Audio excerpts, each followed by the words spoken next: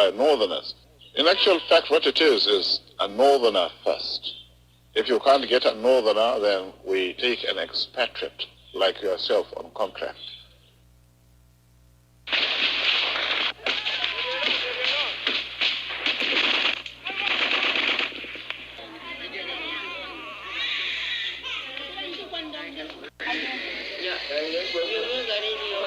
So that hip hop is just like a dot in a circle. If they want to exist, they would have no access to anywhere. And the way they are spread all over the country, having businesses, having property, I think hip hop doesn't know what they are talking about.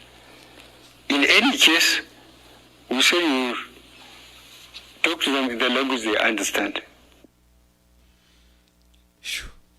My goodness.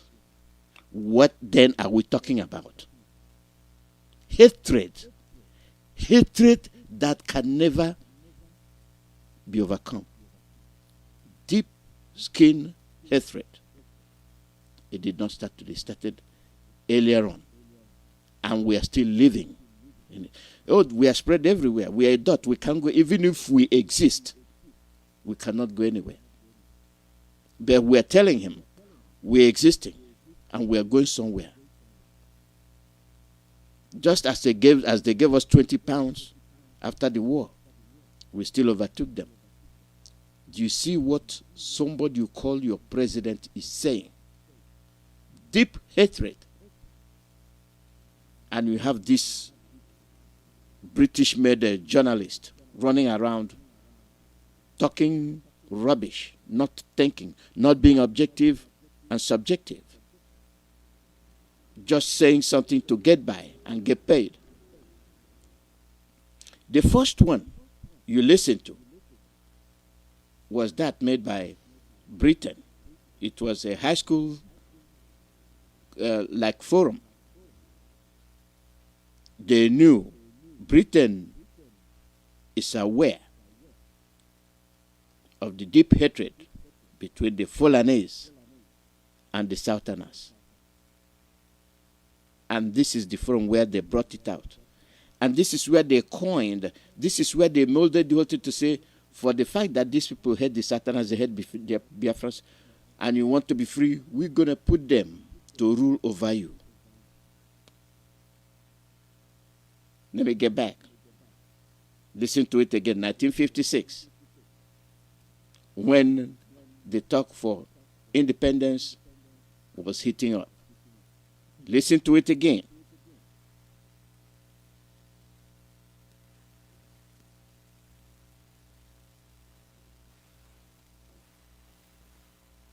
Welcome to our forum discussion on the roots of prejudice.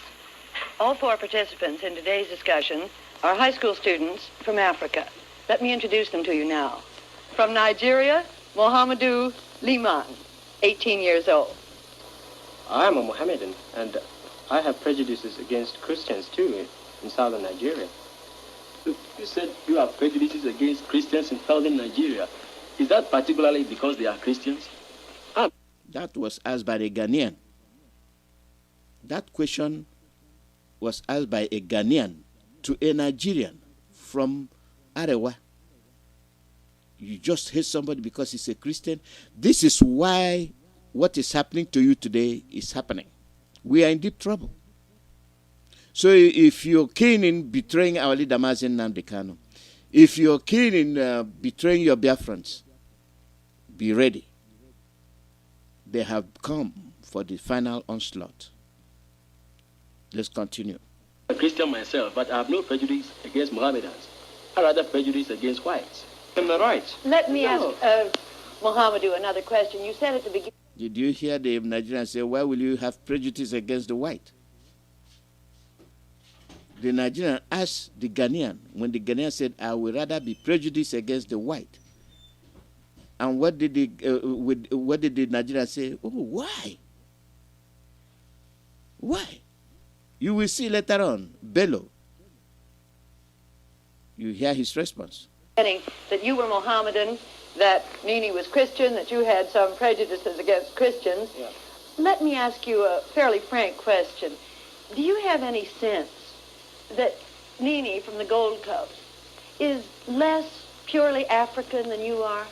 Yeah, I often feel that. Why?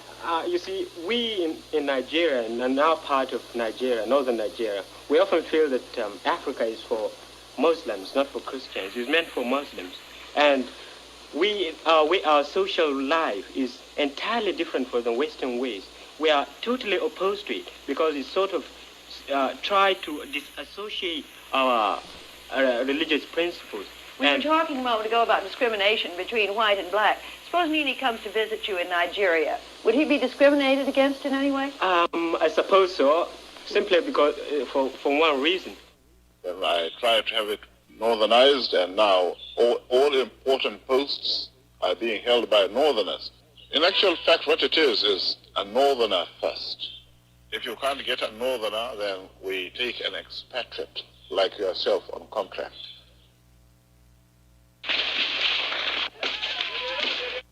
That's what led to the war. Every effort to make peace prevail never happened. It never happened. We had to fight to save ourselves. How many died? Over 5 million. Listeners, over 5 million Biafrans were killed. Today, we are still going through that.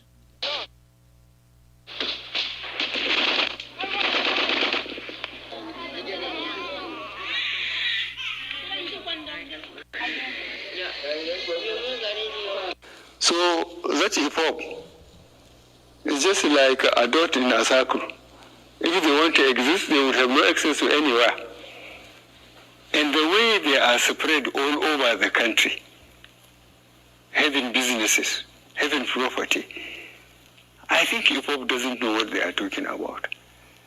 In any case, we say we will talk to them in the language they understand. We will organize the police and the military to pursue them.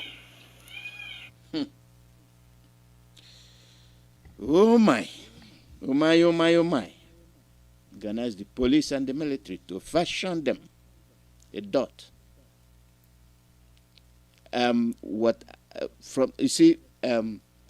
If things don't happen, you will know where people stand.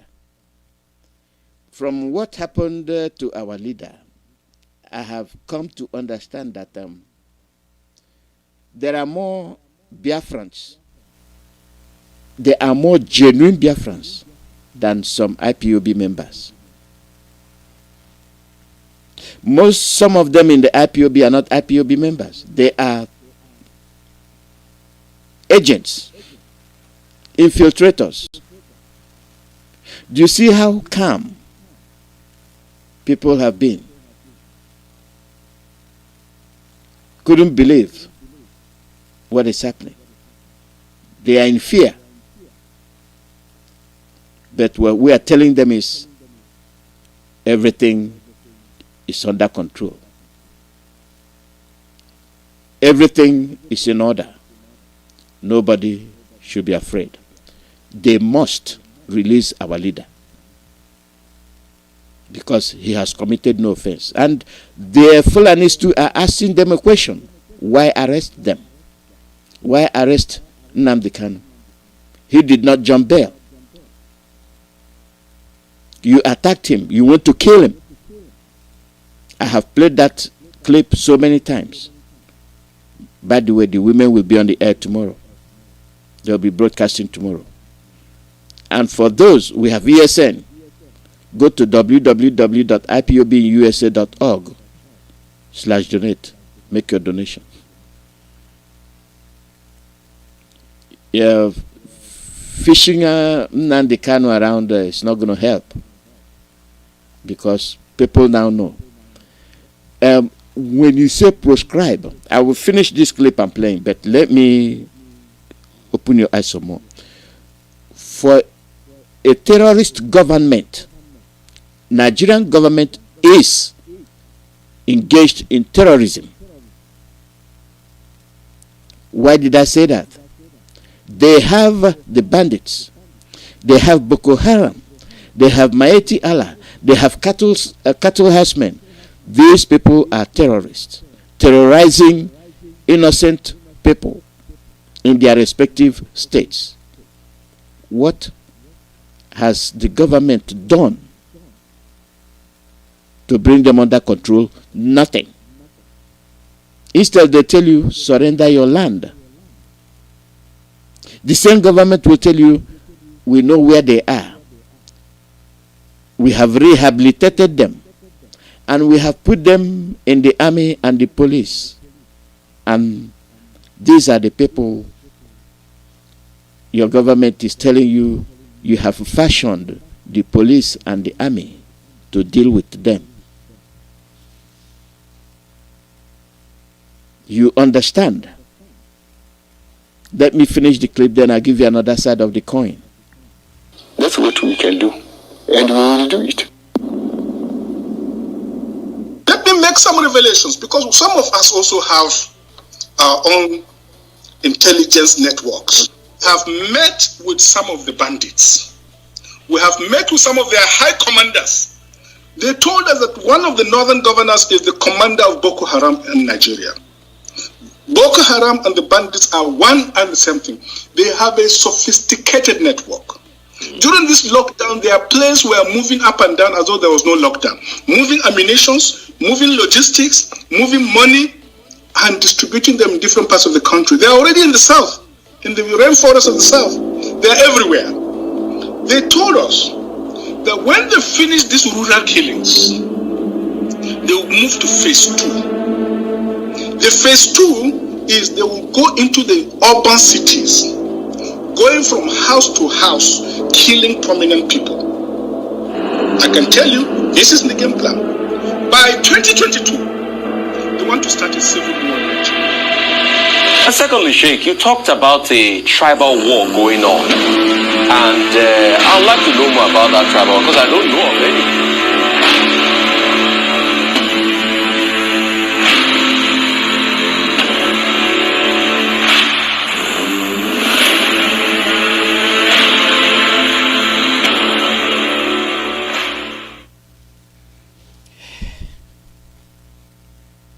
What do you have to say? What do you have to say? But they are telling you they proscribe IPOB. That never fought anybody than to protect all those oppressed people in their farmlands. This is a crime. And the statement they are issuing is that NNAMDI Kanu was responsible for the killing of 60-something people. But the Boko Haram that's killing cattle herdsmen, Maeti Allah, thousands killed, they are not making reference to that.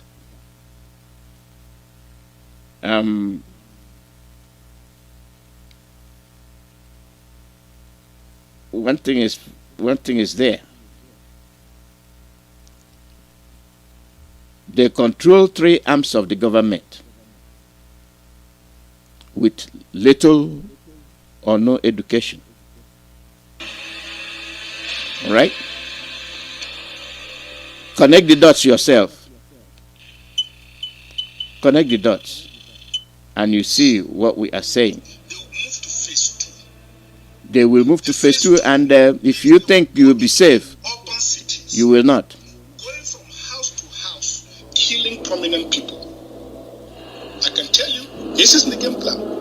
By 2022, they want to start a civil war in Nigeria. And secondly, Sheikh, you talked about a tribal war going on. And I'd like to know more about that tribal war, because I don't know already. Who is the president? Muslim. Arewa. Chief of Army Staff, Farouk Yahya. Muslim. Arewa.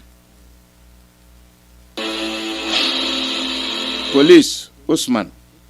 Senate President, Lawan. Chief Justice, Tanko. And you're telling me you don't know what is happening. you are dreaming. And I don't think anybody in his or her rightful mind will be talking about one Nigeria.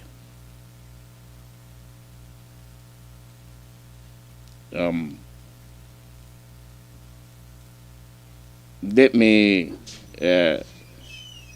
let you listen to this. My name is Abdulaziz Suleiman. I am the spokesperson of the Coalition of Northern Groups, CNG, short. Okay. So I would like you to tell us the stand on CNG, on IPOB's agitation for Biafra.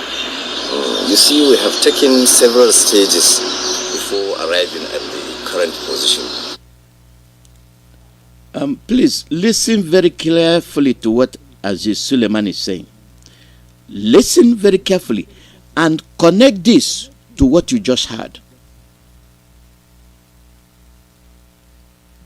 For those of you talking about one Nigeria and your dream to be this one wonderful country after 100 and something years plus, you're still killing yourselves. We'll go to Sunday after this. Then you put the thing together. Then you understand that their mission is almost complete. Listen to Aziz Suleiman. Listen very carefully. When the IPOB was becoming violent about 6 years ago, towards the end of 2015, and bold-faced lie. Bold-faced lie. 2015, we were becoming violent. No gun. We were becoming violent. All we were carrying was flags. 2016, we were murdered. Ngwa High School, Mpo, Headbridge, name it. They proscribed you. Hatred from day one. Refer to that initial clip you heard. In 2016, we took a bold step which was necessary at that time and made a Kaduna declaration in which one of the clauses became very controversial and ignited national debate. What was that? Because we declared sit at home. We declared sit at home. They weren't pleased that our leader could command such number of people, followers. And the Kaduna declaration, if you want to play it tomorrow, you see their reason. But today they are lying. Suleiman Aziz, listen to him. In which we asked all the people living in the north to vacate back to their southeast so that they will work for their Biafra. And we called back the northern residents in the south. It became controversial with a lot of northern leaders misunderstanding us. In any case, even at that, we pursued that issue to a logical conclusion because we wrote to the presidency and explained our stand. We wrote to the international community, United Nations and so on, and explained our position. Now after that, luckily or fortunately, the government listened because it finally banned IPOB and tagged it terrorist organization. Now along the line, they regrouped and still led by Kanu, only the government and its cronies will know how Kanu was able to be released on bail and how he left the country, how he has mobilized people again. Now, as we go along, there came the NSAS protests. The NSAS protests were initially legitimate. They had a legitimate cause and they were peaceful But along the line, we strongly believe it was IPOB because it was Kanu who incited the ugly side of the NSAS protests and turned it into violence. A lot of national security assets were attacked and destroyed, security personnel killed, and northerners, which is what we are more particularly concerned about, were attacked indiscriminately and killed in places like Aba, places in River State. Do you hear him? Is that the truth? No. Weren't the northerners the ones attacking marketers? Weren't they the one in the marketplace shooting at Biafrans in their market? They are demonizing you. They are making you to defend yourself. When they levy the lies on you, they make you defend yourself. They want IPOB to be the monster. And it is only them that will prescribe IPOB. And it is only them that shoot at you because you are a Biafran. Now you understand. Be you a Duduwa, be you from Oyo, and then you are a Sultana. Not to talk of if you're from Biafra land. Regardless of what corner of the Biafra land you come out from, you are a target. They hate you. They are only pampering you because of oil. And when they get hold of the oil without you in that land, or on that land, or at that land, case closed. Benin and Enugu and other places, Anambra and so on.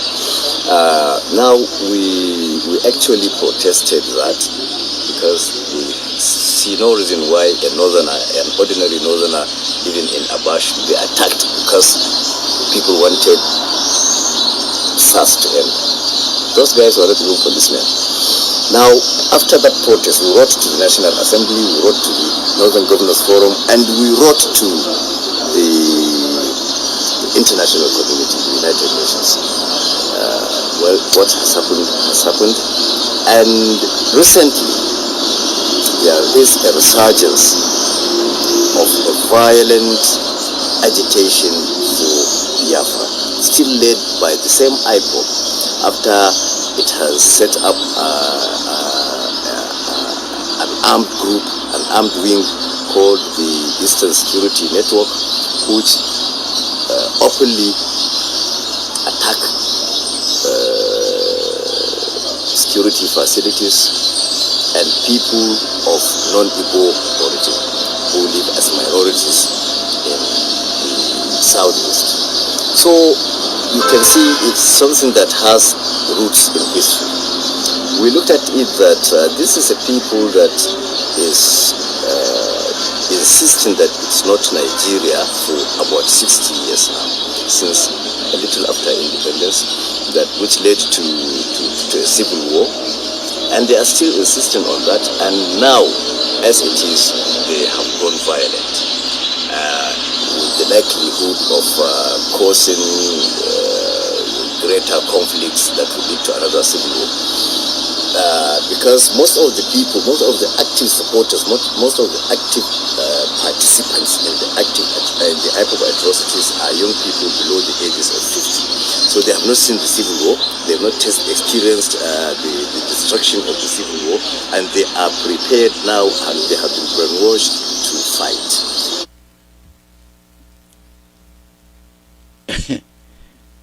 You are killing them. They have watched you shoot them openly. They have watched you burn their homes. They have watched you and your Fulani herdsmen kill their parents in the farmland. You are not mentioning that. You are not saying that. You are not saying what led to their behavior. No, it's IPOB. And who is IPOB?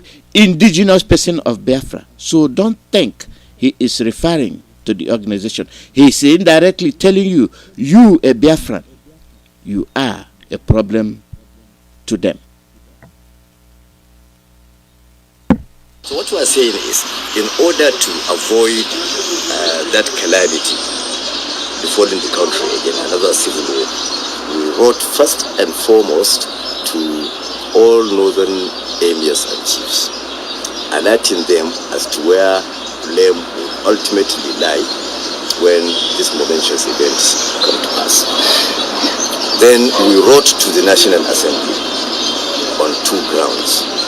One, that we actually did not see the reason for going ahead with the constitutional review that has been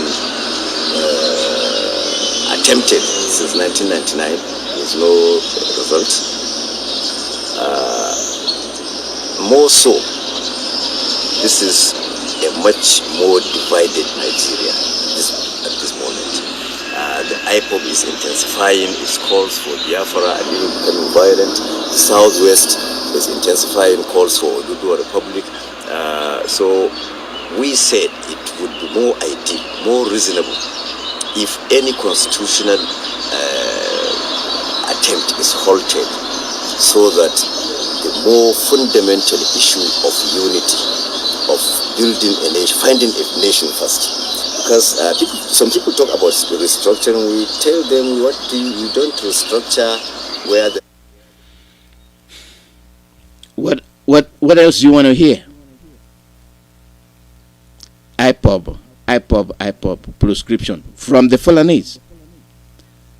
And now the same thing is happening in the Southwest. They are telling you they want out. Why? What you are doing to Biafrans is what you systematically transferred to the Oduduwa land. You can't hold yourself. You can't control your quest for blood. You just can't control yourself.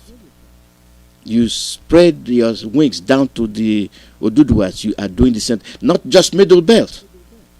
It is only the same problem, the same dictatorial measures. You are the only one talking. You are the only one dictating. You are the only one going to the... Are you a law-making body? You have the Senate. You have the judiciary. You have the House of Assembly. How come it is you that is making all these proposals? Why? Because Nigeria is yours. The Northerners feel that Africa belongs to them. So that drive will not just end when they are done with Nigerian Christians. It will also spread to other African Christian countries. Be warned, this is what is coming. IPOB is the only stumbling block they have encountered. Because we know what is going on and we want to stop it. Our leader must be released. At the end of this, Suleiman called for a referendum. And I would like to play it. I'd like to finish it. Structure. Let us find a structure first. There is no nation, so what are you giving a constitution for? Let us genuinely sit among ourselves, invite the international community, hold a general referendum. I mean, even the name is in question. The name Nigeria was borrowed. So we are living on a borrowed name, borrowed boundary, even borrowed laws. Case closed. Case closed. Then why you after our leader Mazi Nnamdi Kanu? He told you the truth. You didn't want to hear a bit. Your pride will not let you listen. If that is the case, why go looking for him? Why all the plans to arrest him? And yesterday you attacked Sunday Igboho's home. You destroyed everything there. You arrested his wife. You killed 2 people. Are they IPOB too? No, they are Oduduwas. They have seen through you. And they want out too. And you actually accepted that they too won out, then you didn't ask yourself why. Why are these people running away? Because you are bloodthirsty. You don't know how to coexist with other people. You want to control everybody. And you want to implement your strategies. Why did you engage in extraordinary rendition? I think the world is beginning to understand your policies. We are not backing down. We are not abandoning our quest for freedom. Everything has been set up. It's either we get it in peace or in pieces. Short and simple. You saturate everywhere with your soldiers. Are they from the zoo? No. They are from Sahel region. And you did it openly. Blame them, not me. And the trouble continues.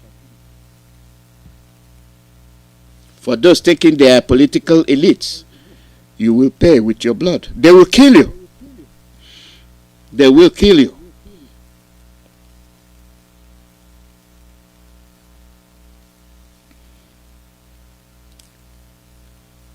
He called for referendum. You said no, he wants to divide the country for calling for referendum. Then why are you now calling for referendum? Does that make sense? What are they hiding? Our leader called for referendum. Let people decide to avoid bloodshed. No, you all go on massive killing. Killing people in their lands as their farm. You rape women. And not just that, you kill them after raping them. And you're writing the international community to hide your crimes. And they are seeing it. They are seeing your criminal activities. And I think this blunder you made, as you make them, Biafra comes closer. Odudua also joined. So for all those dreaming of one fantastic Nigeria they have never experienced, be very careful. I entered into the compound before and there was blood stain everywhere. Expended bullets were also very many on the premises. And sympathizers are outside the house. Some of the neighbors, but nobody is willing to talk about the incident.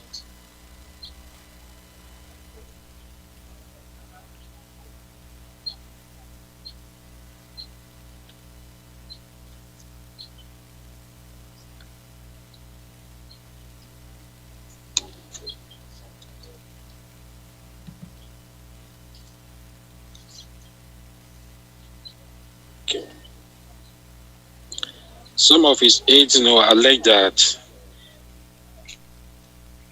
an insiders must have given those who came the information to carry out the operation, because some of them are said to be asking specifically for some of his aides.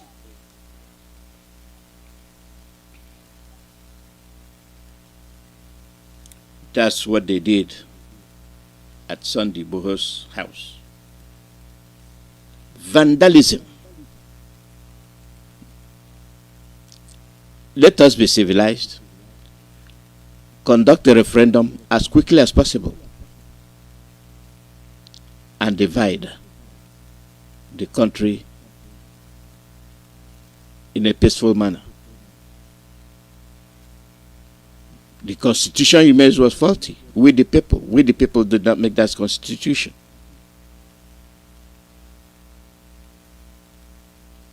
We have more problem in our hands. As our leader says, African leaders have a problem. Now, you see what he's saying. they engage in unpardonable international blunders. The worst a country can do is engage in extraordinary rendition. That is the worst crime a country can commit. It's like being a caretaker and you embezzle the money given to you. The worst crime you can commit. Nigeria committed it. Just to make sure they arrest Mazi Nnamdi Kanu. Why are you arresting him? And at the same time you're talking about the referendum he's calling for. Not only that, you even envy what he is wearing, which is a gift given to him by Biafrans, because their leader have nothing, have no money. That hatred is deep skin, very, very deep. And I want to let everybody know it is not a joke. There is nothing like Nigeria, because Suleiman said it. Even the name Nigeria is borrowed. Even the constitution, even the laws borrowed. What does that tell you? Read between the lines. Nigeria has ended. If they want to negotiate with our leader, he's right there. Let them do the negotiation. Let them hold the referendum now. He is there. Let them consult with him, find a way to end it.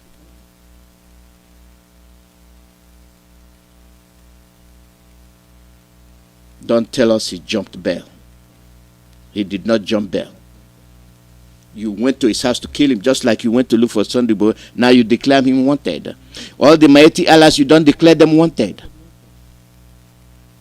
All the cattle herdsmen, you don't declare them unwanted. All those your elected officials that are sponsoring Boko Haram, you don't declare them wanted. Oduduwas. What does that tell you? Biafrans. What does that tell you? Middlebelt. What does that tell you? A stitching time saves 9. I will open the phone line. And please be economical with your time.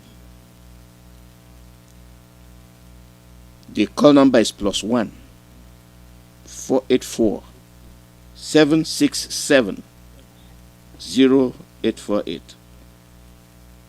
+1 484 767 0848. That is the call number. And we are here. We will continue to do what we are doing, and we do it right.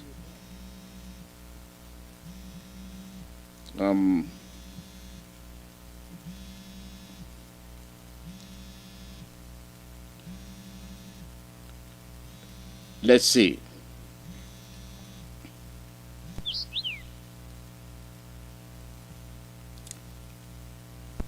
We have other areas to deal with.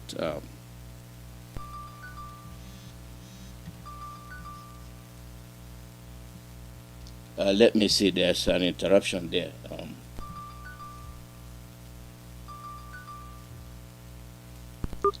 Caller, your name and where you calling from?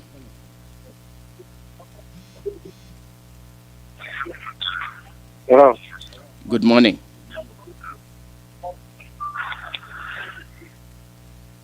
Caller, go ahead. You're on the air. Okay, your line dropped.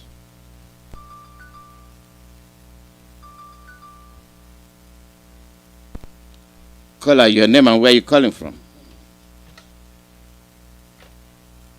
Caller, your name and where you calling from?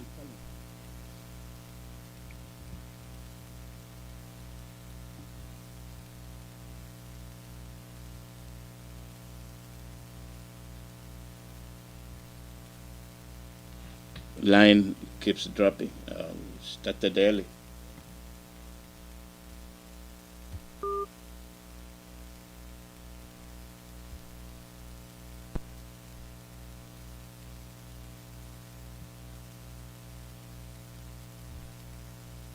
Okay, we have a problem with the call, so.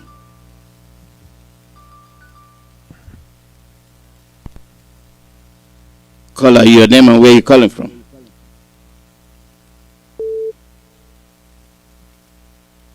Hello? Caller, do you want? Can you your name and where you're calling from? Caller, are you there? What was happening? Hello, you're not coming out right. Is this Chukwuemeka? Yes. Are you hearing me? Okay, yeah, I'm hearing you now. Go ahead. Okay. Good morning, Mazi Alozie. Welcome. My name is Chukwuemeka. I'm a native of Chicago, Biafra land. I greet you, Mazi Alozie. I greet my leader, our leader, Mazi Nnamdi Kanu, for a time like.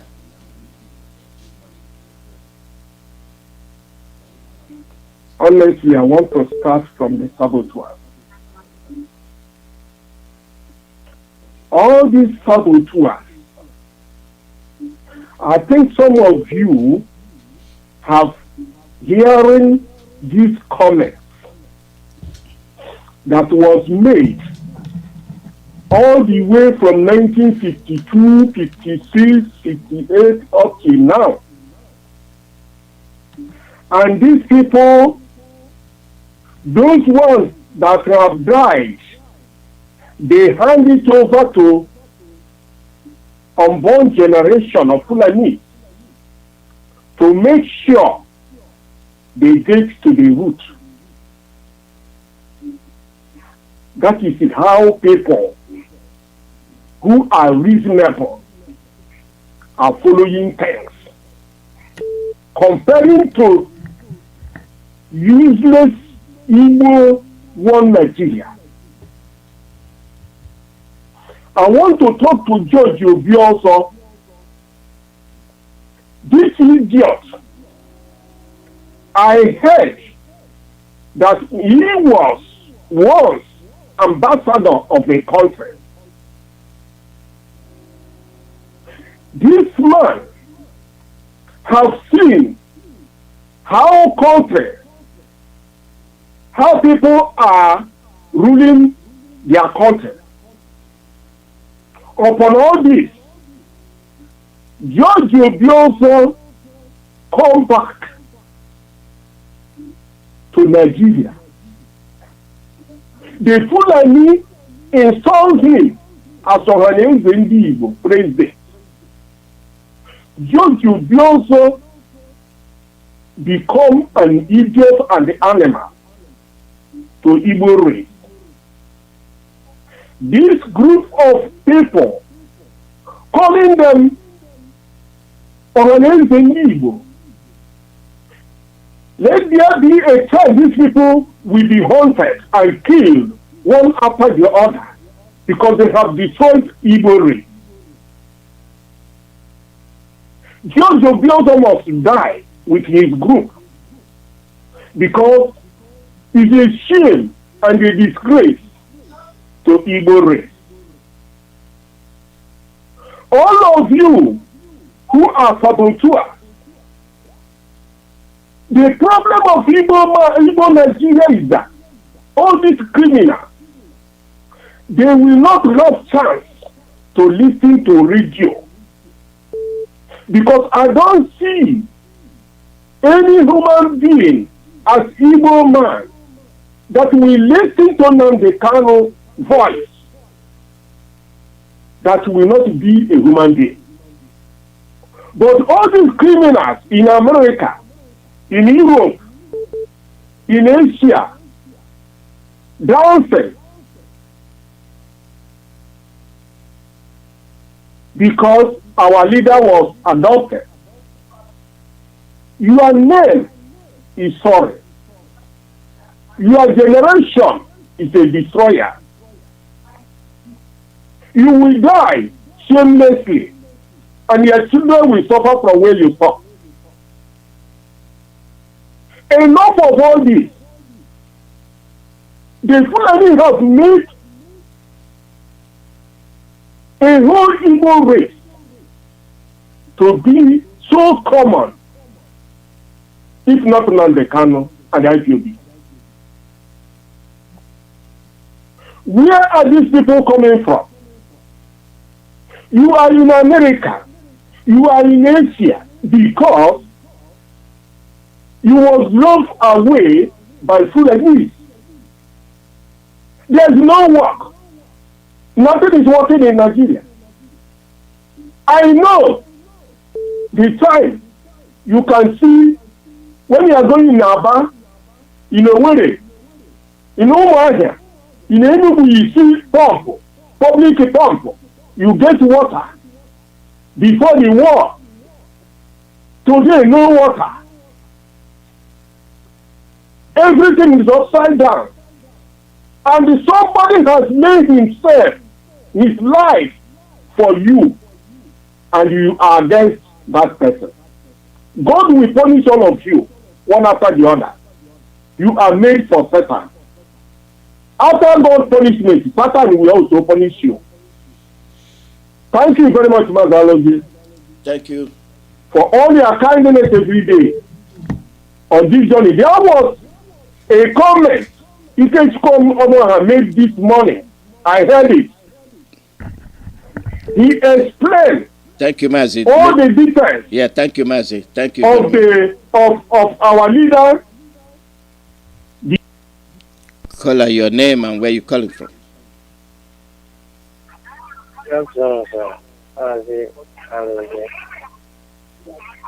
Turn off your radio. My name is Nathaniel. From Oka. Yeah, please turn off your radio.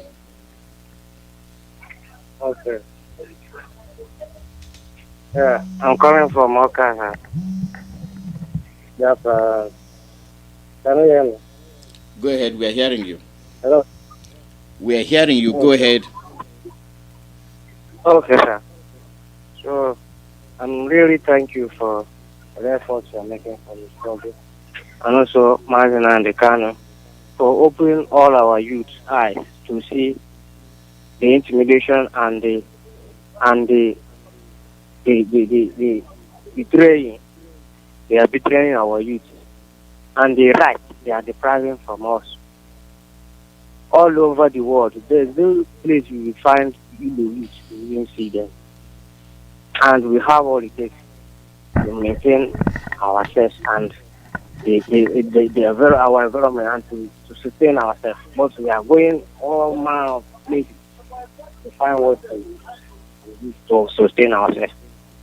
So I really thank Mazi Nnamdi Kanu for making this effort, for us to know what is our right and to pursue it. So I'm urging every one of us to remain focused. In times like this, it shows us that we are doing something and we are getting close to it. And surely we shall go to our promised land, whether they like it or not. All they are doing, they know that we are already there. So I'm urging every IPOP member to remain resolute and focused. So that's what I have to say for now, sir. Remain blessed. Thank you very much. Thank you. Hello. All right. Thank you. Goodbye. Thank you.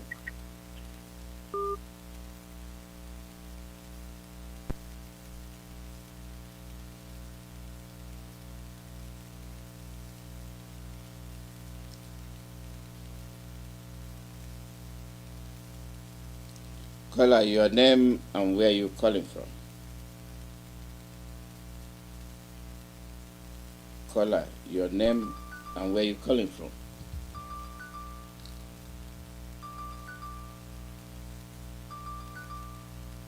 Caller, your name and where you calling from.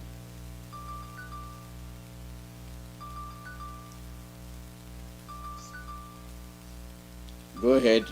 You're on the air. Good morning, Mazi. Welcome. Mazi, my name is Mazi, my man, Ugo Onejaga. I am the national PRO of IPOB here in the United States of America. I reside here in Washington, D.C., but I am from Amibo. Amibo is a Nolo. Amibo is the home of the tiger, and Amibo is the home of King Daja of Opobo. Mazi, I thank you so much for all you do for Biafra, and I thank God Almighty God for Nnamdi Kanu. I thank him. Yes, Mazi, I want to use this opportunity to address our boys, to address the Biafran youth. At the same time, I want to address the Oduduwa youths and the Middle Belt youths. I want to tell them, for them to understand the reason why we are fighting, and for them to know that this opportunity that God has given to them, that they're not going to misuse it. This is an opportunity in one's lifetime. This is an opportunity that they have never had. That is the opportunity to confront the government, to confront the power that be. Opportunity to change their destiny. That is what this opportunity is. And this is the opportunity that Mazi Nnamdi Kanu have given to us. I want the Biafran youths, I want the people from the Middle Belt, the Southern Kaduna, Zamfara, the Oduduwa, to ask themselves question. And this question is one: why is it that Nnamdi Kanu was arrested?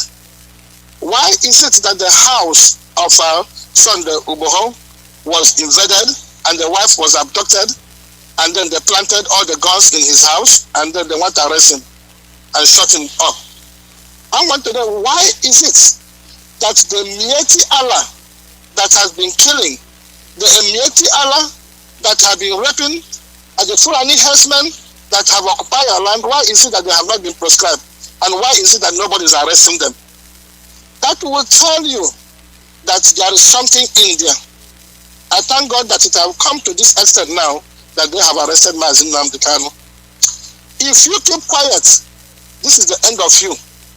Because this is an opportunity for you that in Southern Kaduna, your parents are living in refugee camp. Your house has been invaded, and then your sisters have been killed and raped. You've been uprooted from your family. That is your own land. And you cannot go back to your land again.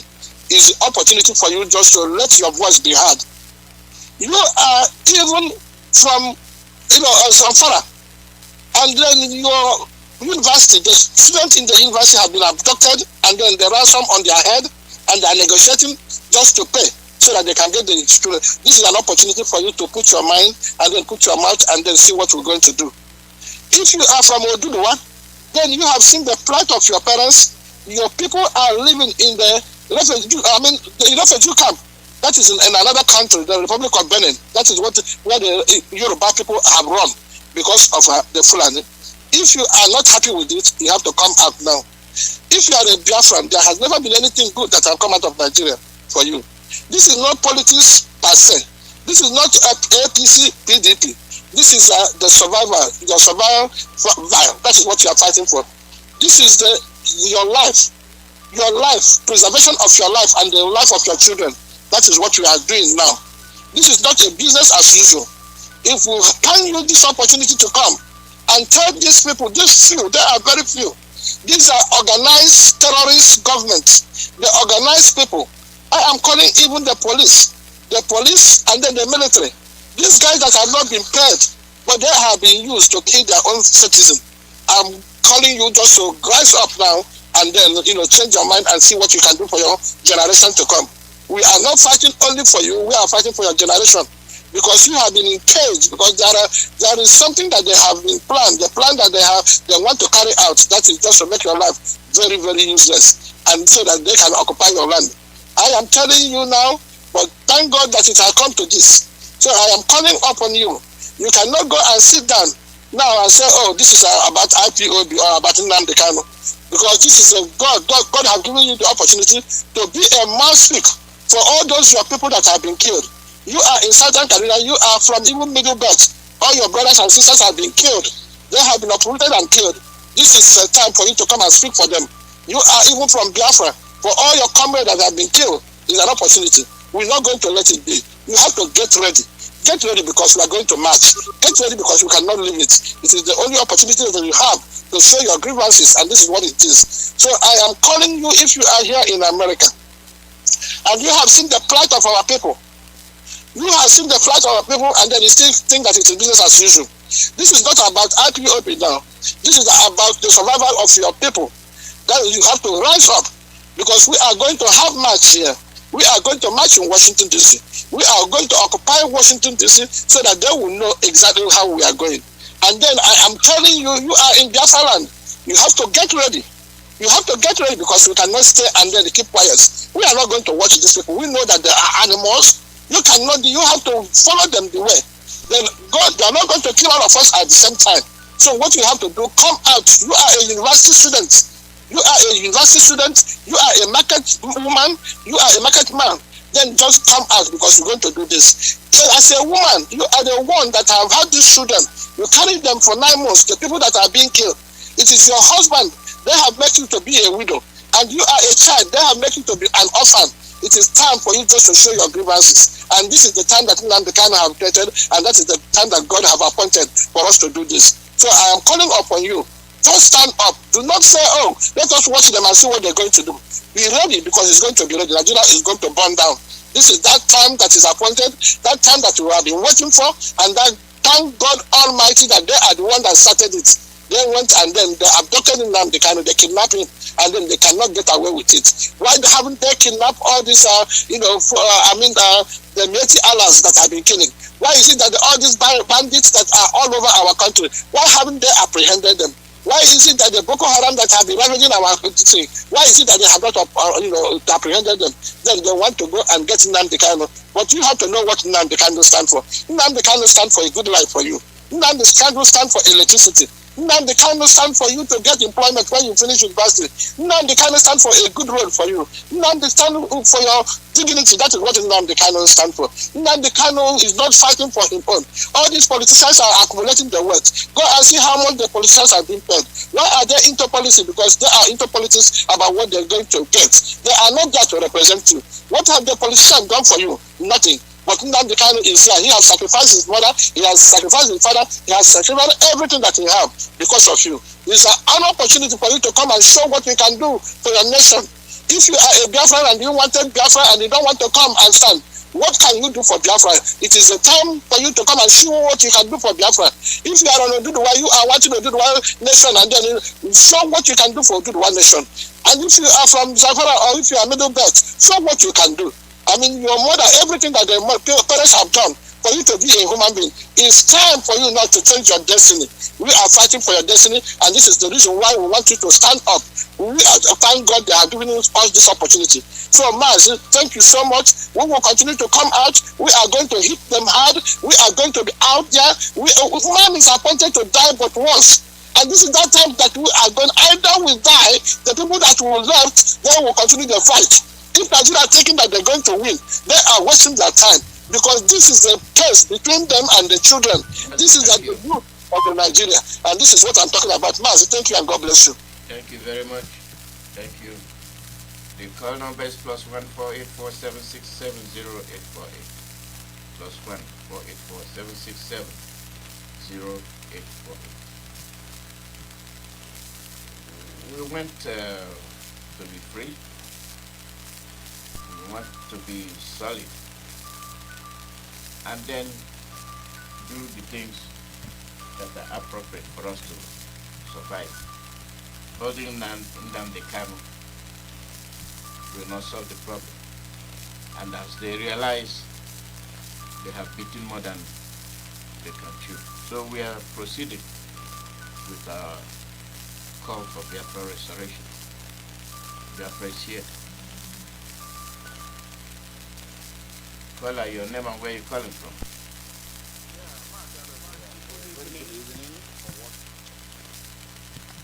I am from Omaka in all province of Biafra land. And we appreciate our leader, Japan, that at the end of the time, you've been our leader, and none of what radicals all over the world. We appreciate all of you. Yeah, Mazi, I have to appreciate our Igbos or Biafran lawyers in the United Kingdom for standing up and putting Kenya or taking Kenya to ICC court. And I will equally encourage our beloved brothers have fought in the United States of America, because that is where we have. As you call back, your line is low. It's very low. Something is wrong with your line. Call back.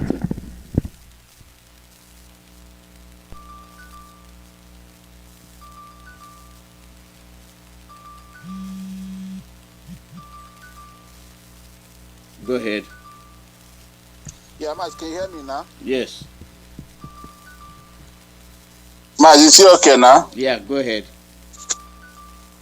Hello? Go ahead. You okay? Go ahead. Yeah. Mazi, thank you. I said I have to appreciate you for what you're doing for your motherland, and I will appreciate our beloved leader, Mazi Nnamdi Kanu. Anywhere he is still our president. He's our leader. We are with him 24 hours under his leadership. All the fanaticals, men of valor, all the DOS, all his lieutenants, we appreciate all of them. Mazi, I said equally, I have to appreciate our beloved brothers in United Kingdom, our lawyers, Igbo lawyers or Biafran lawyers in United Kingdom, who rose up immediately and took Kenya to ICC court. We equally encourage our beloved brothers in America. We know we have more than 10,000 lawyers from Biafra land in the USA. We pray that they will do the needful so that Kenya will see what they have done to themselves by doing what they are not supposed to do. Yeah, Mazi, about the clip you played, when we talk that we hate Zeke, it looks as if we are playing. Mazi, I hate that Zeke with a passion. Mazi, by 1956, this clip you played about that boy that was interviewed by a Ghana interviewer, and he had what he said. And I begin to ask myself, before 1956, and in the same 1956 that Ahmadu Bello made his own statement that they will not allow us to develop our skins. They will never give us job. That when he come back to Nigeria, have 10 northerners in the parastatals. Igbos, we are taking all of them. But today, Mazi, you see, every of the agendas, when we thought that Fulanis, these people can plan for 100 years and they make sure they actualize it. All those things are playing out now. But the same Igbo a slave, the same Biafran a slave, both in the house, both in the rep, all of them, they are still there whooping and seeing the peck on their own eye. They don't want to remove it. When we call our leader, they don't know what we mean. He is on your memory zoo, and the zoo, this is the end of the road for all of them. The confession, they have not started. Only to say they will call and beg him to take this Biafra and go. Let them continue holding it's for our own advantage, but nothing will happen, because I love what our DOS said yesterday, that they must give access to his foreign physicians that will be going for him. They will make sure that they only do both the food, both the water, both his health, because I saw what they wrote that is going viral. That they are trying to calm Nnamdi Kanu down before the next court. They are working on his mind. And that statement since yesterday, I continue to think, what does this mean? I want people who know what that, Biafra should come and read meaning to that. And analyze that language. They are working on his mind. Was Onion the sick? He was hell and heady. What is happening? That they are working on his mind to stop calling the zoo before the next sitting of the court. But I thank God that Mazi Chukwuemeka made it open clear yesterday that whatever thing they are playing, whatever they tend to do or they will have done already, everything must come to a light. And it is now or never. As for the flavors in Biafra land, Mazi, we are across the Rubicon. We are not begging all these idiots. We know who is who. As long as they kept quiet, this is not time of too much talking now. It's time of planning and the time of coming together more than ever before, getting more united, more fanatical, more radical, because a lot of people are very angry and it will happen. They're waiting one thing, because we're under command and control. waiting for internal. Whenever it happens, Mazi, I have to leave here. Things here. Remain connected. Thank you very much. Thank you, Dr. Reke. Our pastor is coming on. Go ahead.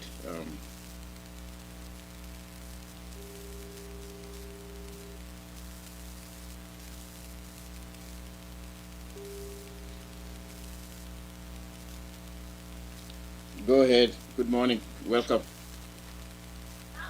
Good morning over there and good evening here in Biafra land. It is my turn to pray today. I sent you a message, you replied okay. Go ahead. We are ready for you. Go ahead. You're live. Go ahead. Okay, am I live on air? Yes, you are. Shalom, Biafrans.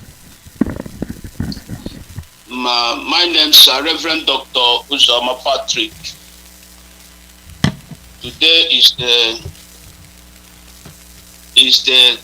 33rd day in the 150 prayers, 150 days prayer, which Onyendu, His Excellency Mazi Nnamdi Kanu initiated before he went for they adopted him. So let us go to the book of Psalms. I repeat that I bring greetings to you from Biafra land.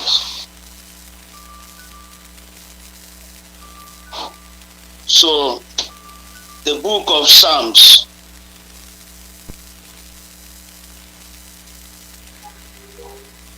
the book of Psalms chapter 33. Psalms chapter 33. It says, rejoice in the Lord, O you righteous, for praise is comely for the people, for the upright. Praise the Lord with the harps and sing unto him with the psaltery and an instrument of 10 strings. Sing unto him a new song. Play swiftly, skillfully, with a loud noise. For the word of the Lord is right, and all his works are done in truth. He loveth righteousness and judgment. The earth is full of the goodness of the Lord. By the word of the Lord were the heavens made, and all the host of them by the breath of his mouth. He gathereth the waters of the sea together as an heap. He layeth up the depth in storehouse. Let all the earth fear the Lord. Let all the inhabitants of the world stand in awe of him. For he spake, and it was done. He commanded, and it stood fast. The Lord bringeth the counsel of the heathen to naught, even the counsel of the Fulanis. He maketh the device of the people of none effect. The counsel of the Lord standeth forever, the thought of his heart to all generations, even the generations of Biafra.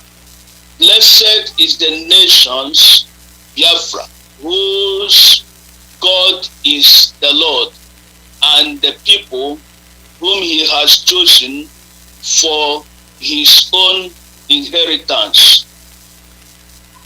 The Lord looketh from heaven and beholdeth all the sons of men.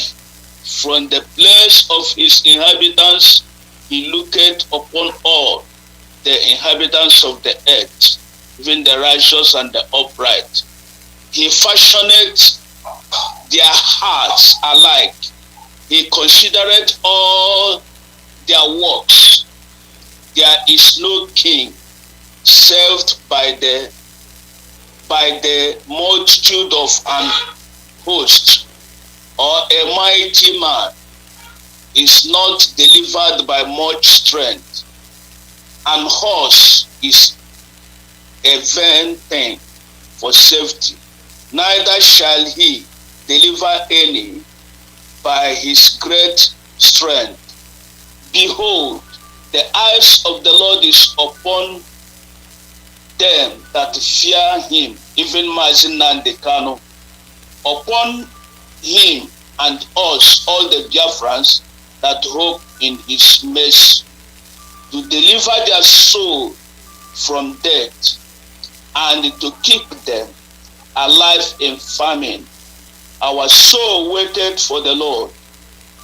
He is our help and our shield. For the heart shall rejoice in him. For our heart shall rejoice in him, because we have trusted in his holy name. Let thy mercy, O Chukwuemeka Alozie, be upon us, even your anointed, Onye Mazi Nnamdi Kanu, your baby boy, according as we hope in thee, in the name of Chukwuemeka. Steadfastness of the Lord never ceases. His mercy is never come to an end. They are new every morning, new every morning. Great is thy faithfulness, O Lord. Great is thy faithfulness. Dear friends all over the world, I want us to pray. For the servant of God is there in the camp of the enemy. And this is the final battle. And this is the last time of him entering there. Now they have taken him. He is coming out there victoriously. I want us to pray. Father, in the name of Chukwuemeka, you are great and supreme. You are awesome. You are kind. We give you praise because of what you have decided to do in the life of Biafrans. Because of this sovereignty which you have decided to give us in this generation. Father, you have opened the eyes of your servants. You have energized him, even Mazi Nnamdi Kanu. And the hands of the enemy is upon him. Father, but we thank you because you have prevailed. You have prevailed. You have pulled off. You have built the wall of refuge over and over your servant. You have done it once. You have done it second. Even this last one, Father, you are going to do it again. They have planned even to assassinate your servant in many occasions, but they couldn't because of your mighty hand in his life.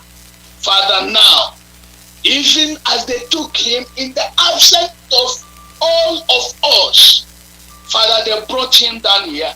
You couldn't allow their hand to be upon him, to slaughter him. Father, you guided him. Thank you. As you have decided to preserve him there and there and there again. Do it, Father, so that before the date 26th of this month that your servant will come, you must have shown your wonders in that dungeon. You must have shown what you did in the days of Amalekite, in the days of when the Goliaths carried the Ark of Covenant to their domain. The presence of their gods were destroyed. All of them there against your servants, both their judges, their crew of lawyers, and all of them in their presidency. Father, the presence of your servants, Mazi Nnamdi Kanu, shall continue terrifying them, shall continue terrifying them, shall continue terrifying them. In the name of Chukwuemeka, perform the miracle they will see, and they will declare what Pharaoh declared in his days, that they should leave these people to go and serve their God. Thank you, Abba Father, for answering our prayer. In the name of Chukwuemeka, I have prayed. Ise, Mazi, I appreciate Chukwuemeka. Thank you. Thank you very much. The call number is +1 484 767 0848. +1 484 767 0848. Live broadcast from Radio Biafra, USA.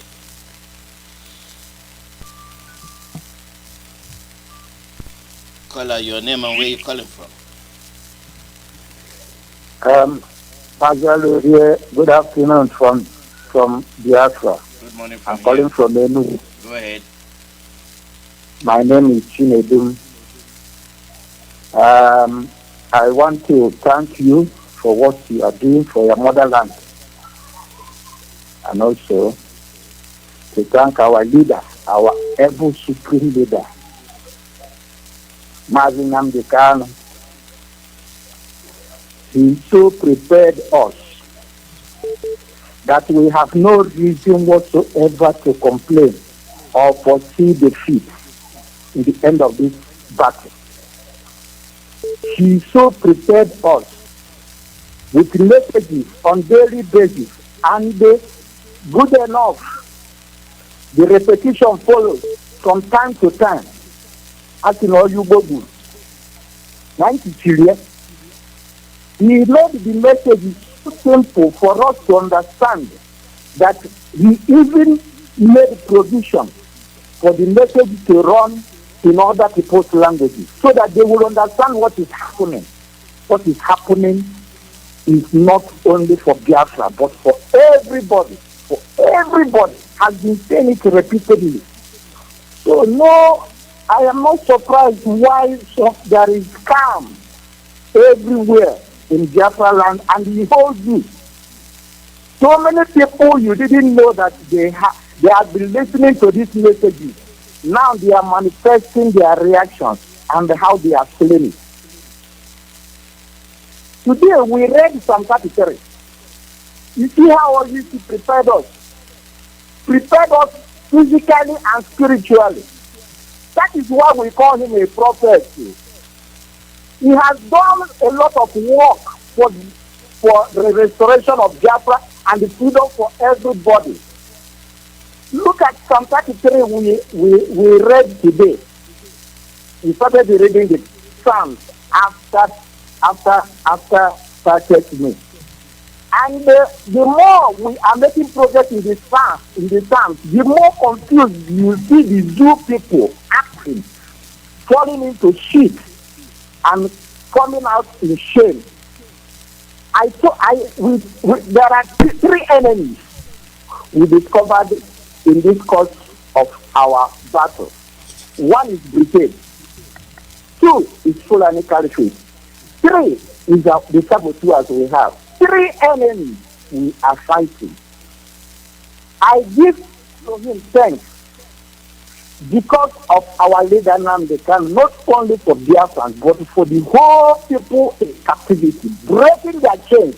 Even those of them that do not even understand what is happening, they are now discovering it. This matter is not Biafra matter any longer. Now, we read Psalm 33. And in that Psalm 33, I picked up some verses that touched me. Verse 10 of that scripture says, the Lord bringeth the counsel of the hidden to nothing. He maketh the device of the people, the device of the people of none effect. I said, say to that portion of the psalm. I said, it say, because as many as they are that are fighting this truth, as many as they are that are fighting this justice, Elohim, whose father may shake Adonai, I may let Hashem. He will destroy their counsel, and it will bring them into open shame. Now, the matter is no longer within the boundary of the zoo. It has gone international. This is the time for Elohim to show the world, as many as they are that are still calling themselves Nigerians. I am sorry for you. Because this is an indelible shame that is coming out now. And I thank Elohim for ordering the footsteps of our leader. He said he will destroy the zoo with the truth, and it is happening. And it is happening. So, we are prepared to fight this battle. I want to tell our Biafrans, make sure you are occupying a position in this battle. If you are not in ESN, be in the scriptures, following it as he ordered, as he often as you know, many. If you are not in the scriptures, be in the Twitter, telling the world the current things that are happening. Yesterday, I was passing through the internet and I saw where our lawyer was saying that the zoo security could not allow him to see his client's terrible violation of human rights, terrible one. And as soon as I got that information, wow, I moved to Twitter so that the world will know that is where I will be contributing in the Twittering and in prayer. The zoo must fall. It is certainty because it is settled in heaven. Because they hate truth, heaven will join the forces of the chosen people here in Biafra and Israel and all of them that call upon his holy name to pull down injustice that is taking place in the zoo. And that is our prayer. So I have no fear what is passing through because everything is working together for our good. I had a dream yesterday. Somebody called me and said, did you see what is happening to our leader? I laughed. I said, hold your peace. This thing is happening for good. And that because Elohim has revealed a dream to me concerning what is happening. The dream is this. We were boarding a bus, a very big bus.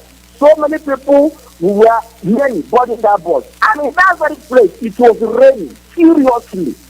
Very big rain with thunder and storm as we were entering the bus. I said, how are we making this journey under this heavy rain? But behold, we moved from that position. As we are getting to our destination, it was a bright new day. Every place was so bright that people were saying, this dream, this rain that was showing a lot of thunder and storm when we entered the bus. So it did not even reach at this very place of our destination. So when I woke up and I was asking Elohim, what is the meaning of this dream? He said, that is the revelation that is following our course.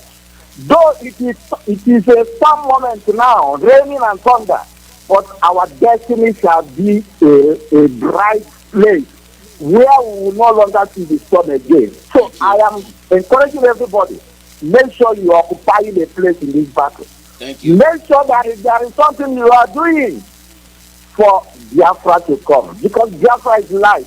And when the light rises from the east, it will drive away darkness in the places it has been occupying, even in the whole of Africa. So I am very confident that Elohim is with us, and that is why we do not be afraid. Thank you very much.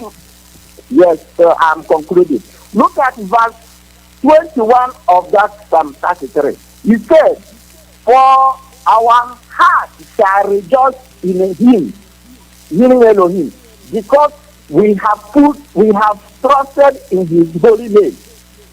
Verse 22 said, "Let thy mercy, O Lord, be upon us, according as we hope in thee." And that is my conclusion of my submission today.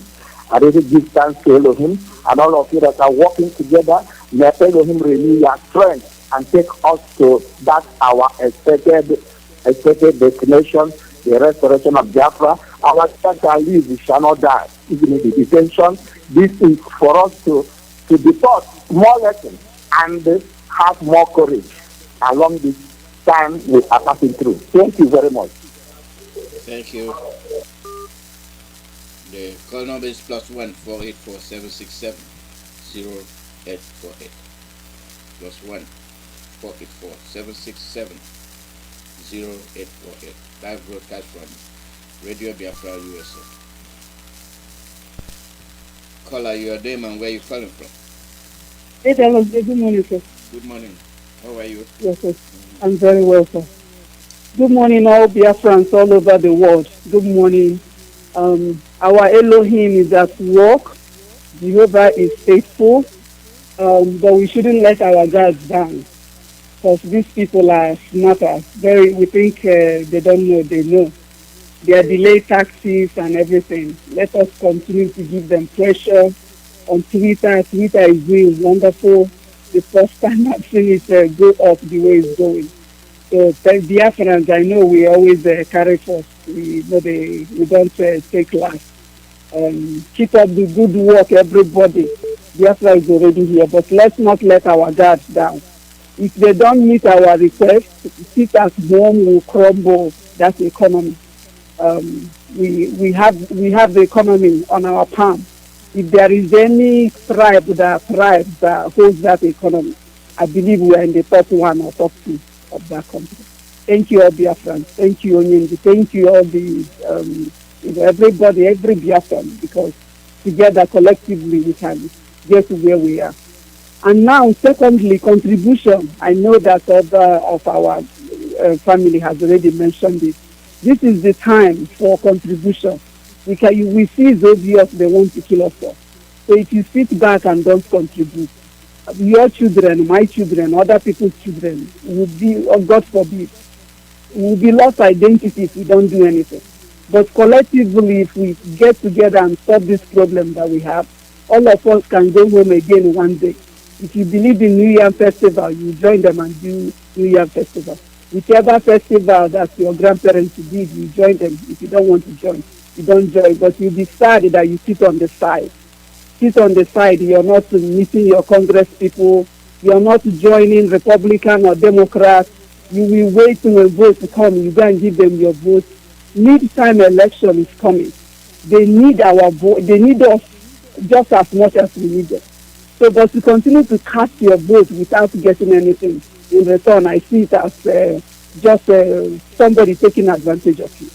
So, get involved with your Congress people. Schedule a meeting. Tweet them. Even if you can't get to them now, you can tweet and pass on those information to them. You'll be surprised. A lot of them will start calling you or tweeting you, and then you explain to them what is going on. So for us in the West, only in this stage initially, that our brothers and sisters back home will fight the groundwork, and us up there will fight the financial war and the tweeting and all of that. So this is the time we cannot let our guards down and continue to do what we have always done.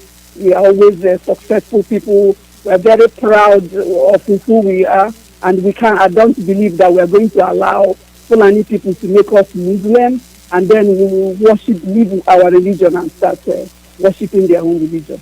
Thank you so much, David, for giving me the opportunity, and everybody have a wonderful Shabbat. Shalom, everybody. Thank you so much, David. Thank you. Thank you. The call number is +1 484 767 0848. They come up with a lot of stuff like accusations upon accusations. They are writing international community over the crimes they are committing, and they exclude themselves. They exonerate themselves. They point accusing fingers at you, to cover whatever it is they are doing.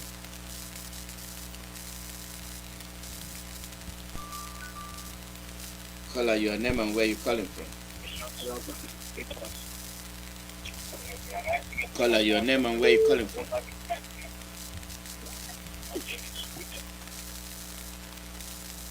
Caller, your name and where you calling from. Caller, your name and where you calling from.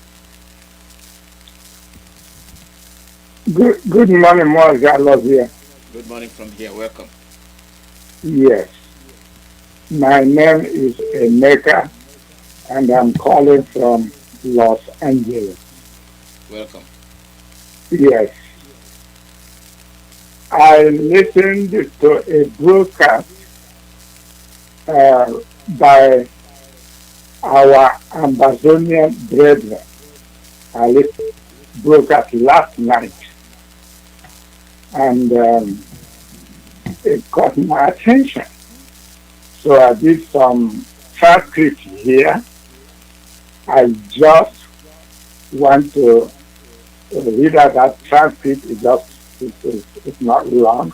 It's just he's saying that usually when things like this happens, the international community, the oppressor and the people involved in this crime will be observing the initial reaction of the victims that is oppressed. They are watching how the Biafrans are going to react. And if the reaction is that we are going to go to the court and sue them in a law court, who cares about the court and how long it will take? Nigeria has enough money to give to the lawyers to drag the case. You cannot allow a bunch of people who may have been put in our organization in IPOB to suppress the Biafra movement as a whole, to suppress our reaction in a time like this. This is contained in a radio broadcast by our Amazonian. I've forgotten the name of that program, but this is a must listen to by every Biafra.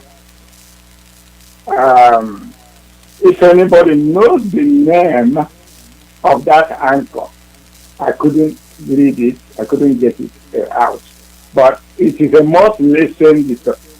He is urging us what we need to do is not a time to continue waiting for the courts to go through the process for how many weeks?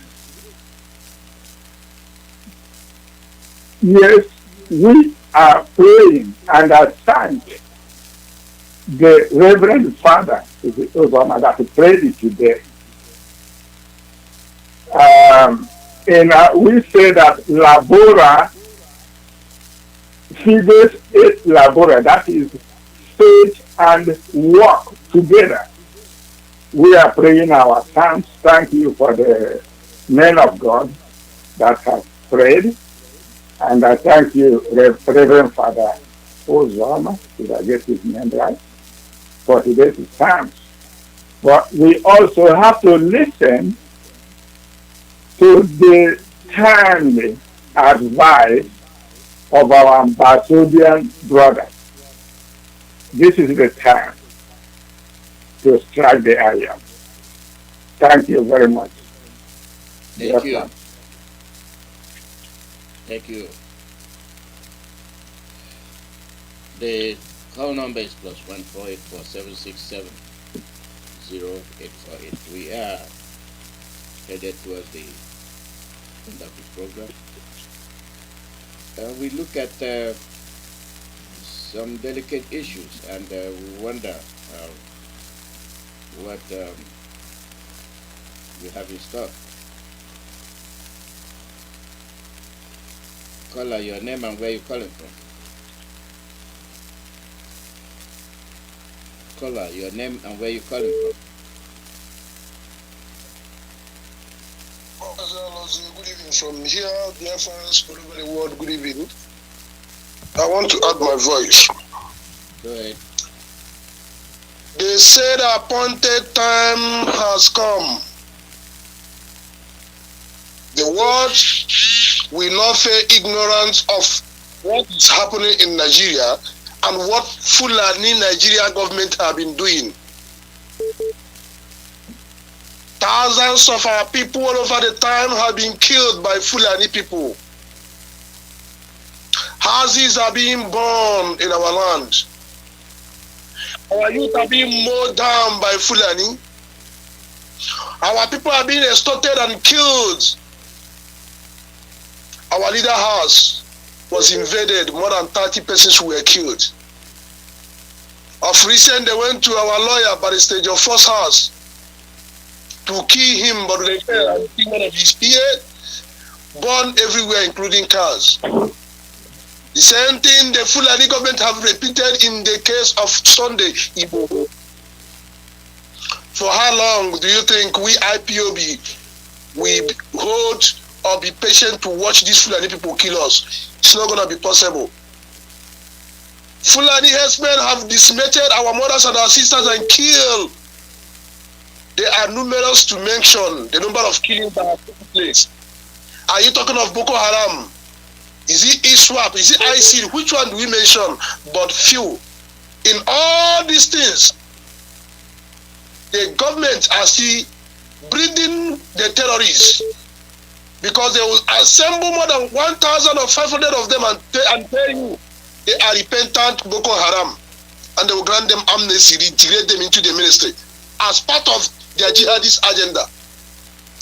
We want to sound it categorically that while we are putting pressure on every front, we will make sure we will bring down the economy of this nation.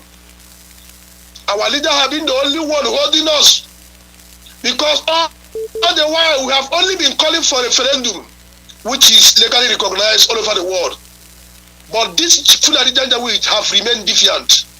This time around, it's no longer the time for us to wait and listen to you. That is, either you are laughing at yourself or you are mocking yourself, because we are fighting for you and your future. That is not our business. Men are ready to give their life for what we believe. If you can conscript people into terrorist activity and they can give their life, how much more are we fighting for a future for our people? Men are waiting patiently on what to do, because we will not allow Nigeria to have peace. If you like, be a leader, politician, whether in the Biafra land or outside Biafra land, none of you will have peace. You will not move around Biafra land and you don't run into trouble. We are promising you this. And in case you have forgotten, no single election we will hold in our land. We will die for this cause. It's not a threat, but it's a reality. We want to die, and the time for us to die has come. Therefore, our people should stand up. We will fight that good fight. We will fight it in good faith.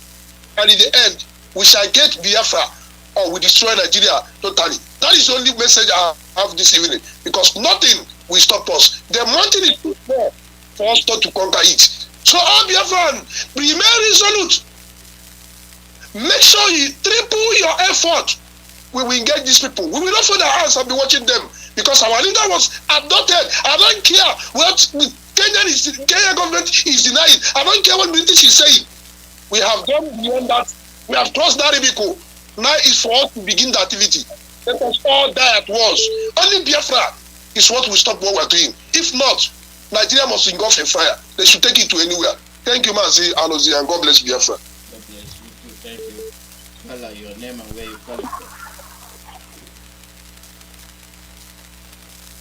Caller, your name and where you're calling from. Hello, Mazi Alozie. Go ahead. Mazi Alozie, the Chukwu Kikadia, Madarege. Mazi, are you hearing me? Yes, go ahead. We are listening. Go ahead.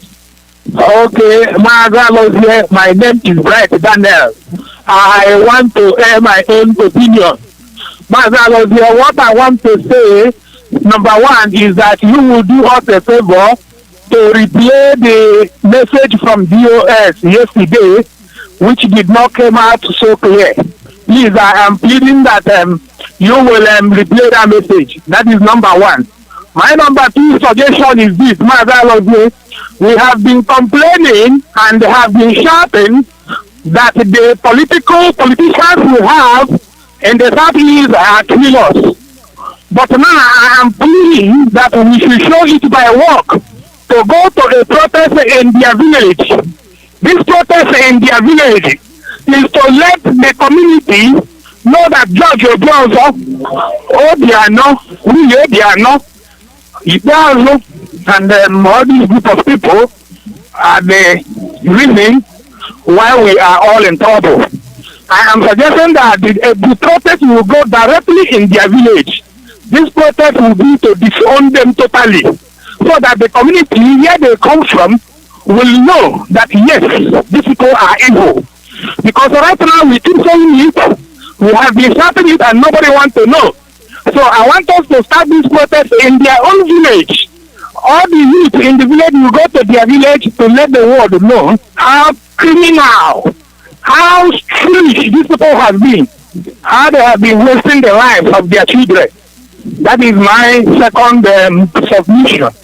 And I'm hoping that everybody who is listening will support in that protest. Apart from that, I will also suggest that we go to the in-laws of George Obozo Ngige, because Ngige came up to tell us that the presidency is about to have a meeting. After this announcement Ngige made, they went and abducted our leader. So Ngige is a top suspect. We will go to a protest in his village to let his community know, so that by the time we start condemning these people, we will condemn them from home. Thank you, Mazi Nnamdi. Thank you very much. Thank you. Protest, all angles. We will be looking into that protest issue from a different angle, where all over the world protests will be conducted for the release of our leader, Mazi Nnamdi Kanu. Caller, your name and where you calling from? Caller, your name and where you calling from?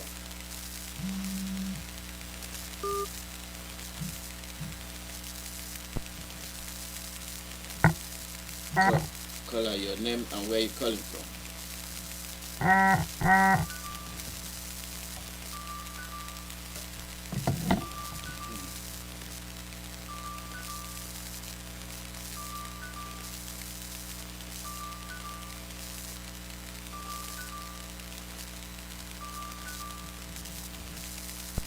Caller, your name and where you calling from? Mazi Nnamdi. Register. You're going from here. Mazi Nnamdi, I greet you. Okay, go ahead. I thank you for all the work you are doing for us. I've tried. I met it for you yesterday. You really tried. You really tried. And I'm thanking all the Biafrans, our principal officers, DOS, working hard to let us free from all these Nigerians. But it's the one thing I want all the Biafrans to understand is this. Our leader, I learned a lot from our leader. That is why I always, no matter whatever, I always believe on him. He said, no matter whatever happens, he, whether he's alive or dead, Biafra must come. So that one showed me that there is a spirit guiding our leader. And that's why we are following. And we are not worshiping idols. We are worshiping the Most High God, the ancient divider. I keep all the God down there. Metro morning only. No dey ke Daniel. No dey ke Shadrach, Meshach, and Abednego. Ile ha na agba egwu n'ime ọkụ na-etiri hallelujah. Ọ ga-emekwa ya n'oge nke anyị. Biafra, onye ọbụla ọdị ọkwado. Can they follow our DOS, their instructions? Let us follow them and walk the way our leader will be happy. Let us not compromise anything. We are children of light. Nothing will hurt us. We believe in living God. Other names go and now Abraham. Tọtara Jizọs nsogbu ahụ nọ n'ime ya onye na-eme mma ọ ga-aza gị o kọtara onye nwe ụwa nsogbu ahụ nọ n'ime ya onye na-eme mma ọ ga-aza ya o Chukwu okike ga-aza Biafra. We are going home. We are going home. Onwere ihe politicians can never do us. How many there are? We are waiting. We are waiting and prepared. So all the Biafra, I am encouraging everybody to stand firm and contribute for our ESN and all the Biafra. And I am calling our brothers who are diaspora, who are not doing anything. I want to ask you a question. When you build all this house and they mount all these things that you look like a prison yard, do you think that it's planning will fail you? That's why you know. Or you even if you gather all this money and come back here, if you do not see anybody, you run away. So you better follow your people and fight to liberate us. We are children of light. We are not looking for anybody's land. We are not looking for anybody's something. What we are defending is our land. This is only the crime we committed. That we don't want to be seeing blood the way they are doing it.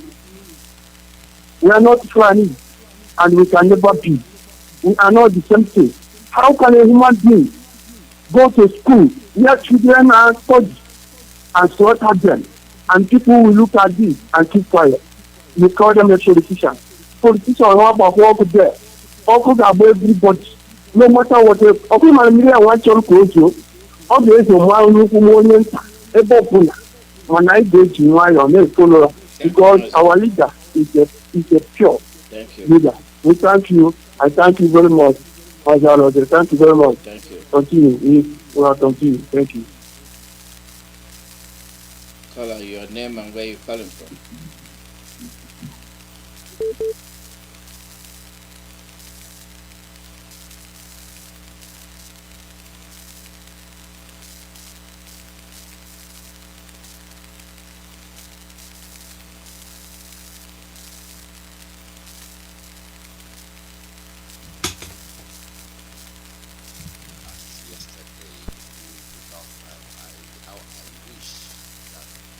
Mazi, your volume is low. Are you hearing me now? Yeah, I'm hearing you now. Go ahead. Start all over. Yeah, I said I thank you for a marathon broadcast yesterday. How I wish that such privilege will be often. It would have been more great, better. But because of time factors and commitments, I wouldn't say otherwise. Having said that, and I would like to say this right now, I am saying again a very big thank you, kudos to our barrister and the teams of the lawyers and those of them in America and Britain. That is to say, what they are doing right now is to say that na obo na akwụchano dị igwu achọba nnụnụ ọnụogologo. So, and this is the appropriate time to look for that nnụnụ, and I think that those nnụnụ are coming out. I am saying a very big thank you to each and every one of them, because this very fight is not for one man. It's not for Nnamdi Kanu alone. It's for entire Biafran. Just like when we say that Biafrans are 70 million, I began to wonder, Biafrans alone in America or in abroad alone, talk more of those of them in the zoo and coupled with the ones in Biafra land. We are more than 70 million. So, and I am saying that the time to restore Biafra is now, because this very moment right now, we don't need to sleep. That is why we have to marry our Twitter. If you don't know how to tweet, just make sure you retweet the ones other people tweeted. There are numerous of Twitters and Twitter's handle there. Just go there and do your tweeting. And at the same time, go to your Facebook and face the zoo and those of their machineries. And I will say that because we don't have no time, we don't have more time or to waste any time, because we don't have any other thing to kind of said, because Nigeria itself or the zoo itself are in a very big trouble. So one thing I would like to chip in right now to whoever it may concern, especially to international journalists, because very soon, if not, maybe I don't know if they are on ground right now, they should try to move straight to Aso Rock to expose more of the lectures of our leader, in the essence of trying to interview the Buhari or the person that is in that very place. And number one thing that they should ask him first is to ask him to speak to them in Fufude. Then number two is they will make sure they have a handshake with him and touch the ears and touch the head and ask them some vital, sophisticated, sensitive questions, so that this very secret must surely be exposed. People will know exactly who is in that Aso Rock and who is holding our leader. So thank you very much, Mazi. Thank you. Thank you. The call number is +14847670848. We look at our problems differently, and this is the way we do it. Caller, your name and where you calling from. Caller, your name and where you calling from.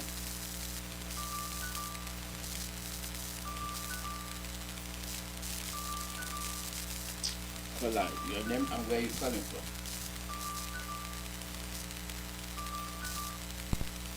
Caller, your name and where you calling from. Yeah. Good morning. Welcome. Good afternoon from here. Yeah, I'm calling. Good afternoon. Sorry. This is Dorothy. I'm calling from Toronto. Welcome. Thank you. Let me just sing one song first, please. Kunyani budike, kunyani budike, kunyani budike. Ojiri marage rola o, kunyani budike, kunyani budike, kunyani budike.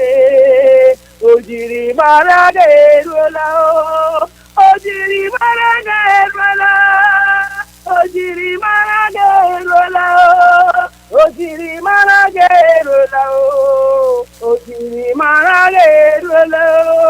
Kunye, kunye o, kunye, kunye o, kunye, kunye o, ojiri marage rola o. My dear brothers and sisters, in fact, one thing we should know for the condition and the situation we find ourselves right now is that, so whether it's Biafrans, whether it's the Africans, all I know and all I'm saying right now is, in as much as the black race is concerned, all of us should be into this together. Because all of us that are in diaspora, we are not finding it funny. We are not finding it easy. So that is why every hand should be on deck to to make sure that we win this battle. This is both spiritual and physical battle. So I urge each and every one of us, wherever we may be, it's not a laughing matter. This is not a joke. It's a matter of life and death. Please, in as much as all of us, we know we cannot say we are finding it funny, or those of us who are in diaspora. And that is why we should take this opportunity to make sure that we win this battle so that we will be able to go home. Personally, I'm not happy that I'm in no man's, I'm in other person's land. I want to go home by all means. By all means, I want to go home. It's not been easy here, and nobody will say it's easy. So, my dear, I am praying that God in His infinite mercy will give us that wisdom to know what to do at this particular point in time and work things out so that we will actualize what we are looking for. And I'm praying that God will help and sustain our leader, Mazi Nnamdi Kanu. And I know God is still on the throne and He will never disappoint His own. Thank you very much. Thank you. Well, your name and where you calling from?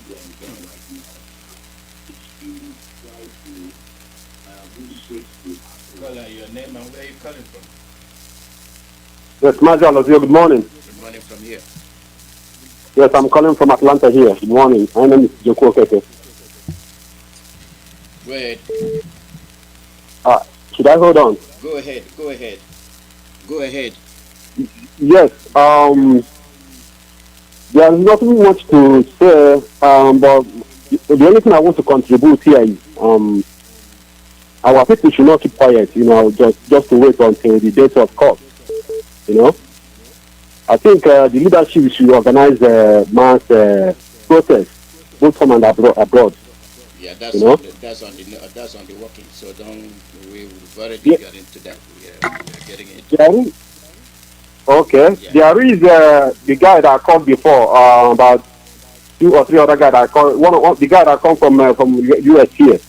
He was talking about Amazon, the what they said on their channel.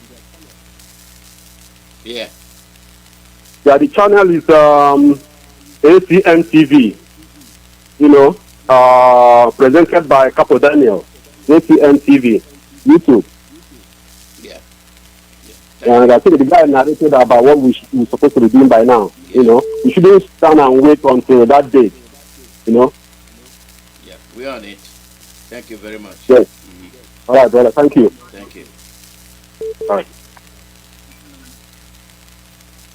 Caller, your name and where you calling from?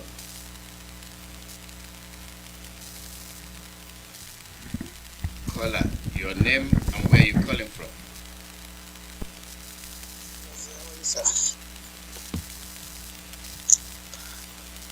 Go ahead, we are waiting for you. Go ahead. Thank you very much, sir. I'm sorry, just the network is a bit hanging. I'm your brother Chidera calling from my location, sir. I just want to contribute and talk to our brothers, those who are listening, and those who will listen later. We often been told those fault finders and those people who always find fault from others, looking for reasons to kill whoever they want to kill, but they will not succeed. Why I'm saying that is that we have often heard from those intellectuals that told us that our leader is insultive. And Sunday Igboho is a very obedient boy, making so many comparisons. Knowing that Sunday Igboho is a Yoruba man, Nnamdi Kanu is an Igbo man, a Biafran.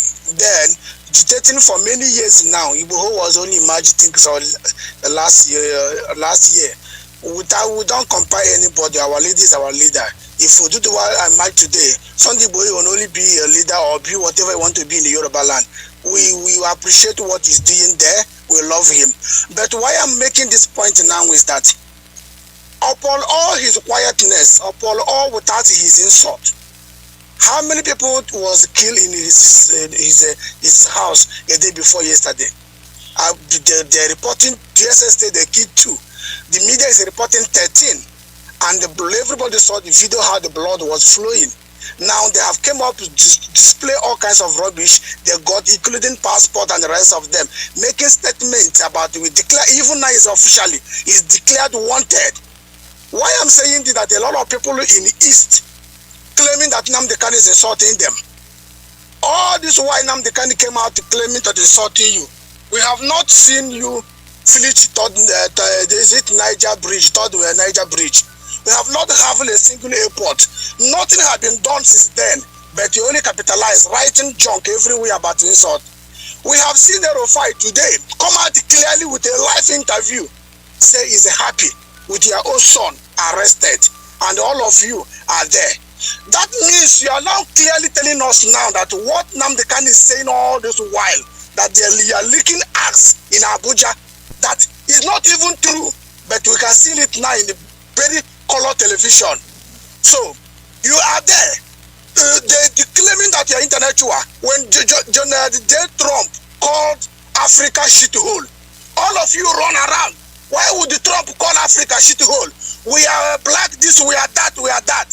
Nnamdi Kanu left Africa about 3 years ago. The first time he returned in Africa is the one that abducted him now. That is the first time. The same Africa you are protecting, you are very proud of that African leaders is the best. Nigeria is the best. Everything is the best. The same you now are seeing how wicked Africa is to their own citizens. Kenya cannot say they know what they're doing. The same Fulanese, they know. They cannot come out and say yes because the heat is on them. They cannot come out and say yes, we contributed in arresting Nnamdi Kanu. How on earth will you leave somebody's airport without immigration or anybody know? How on earth will you carry somebody like Nnamdi without anybody know from that particular airport, even if in a hotel? Ordinary hotel of 5,000 in Lagos, you can't go out if they give you key. And even they will say not all the party comes in. How is that possible? Kenya is lying to us. They must come clean and tell us how it happened and acknowledge. And if they're saying that Nigerian government take kidnap person in their house, they must not react and demand, not just making a statement. The Gumis and the rest of them are celebrating, but the Easterners are keeping quiet. They don't care who anybody say. I'll be talking to those people. Even in any way I have them in a meeting, I will shout it and I will say it much as I can. The meeting I have today with some of those idiots, I reminded them what I'm saying now. It's not Radio Biafra. So those who say Nnamdi is insulting them, what did who did Igboho insulted now? That they have to go to his house. So Igboho is an Southerner. Nnamdi is an Easterner person and a Biafra leader, IPOB leader for that matter. He's not hiding his own agitating. Now, the Northerners, the man who went to forest to pay people, the man who said, I pay if you have another plan to stop terrorists, tell us, which is Erofai, is the one celebrating. And that will not strike fear in those idiots call themselves our leaders in the East. And they're keeping quiet.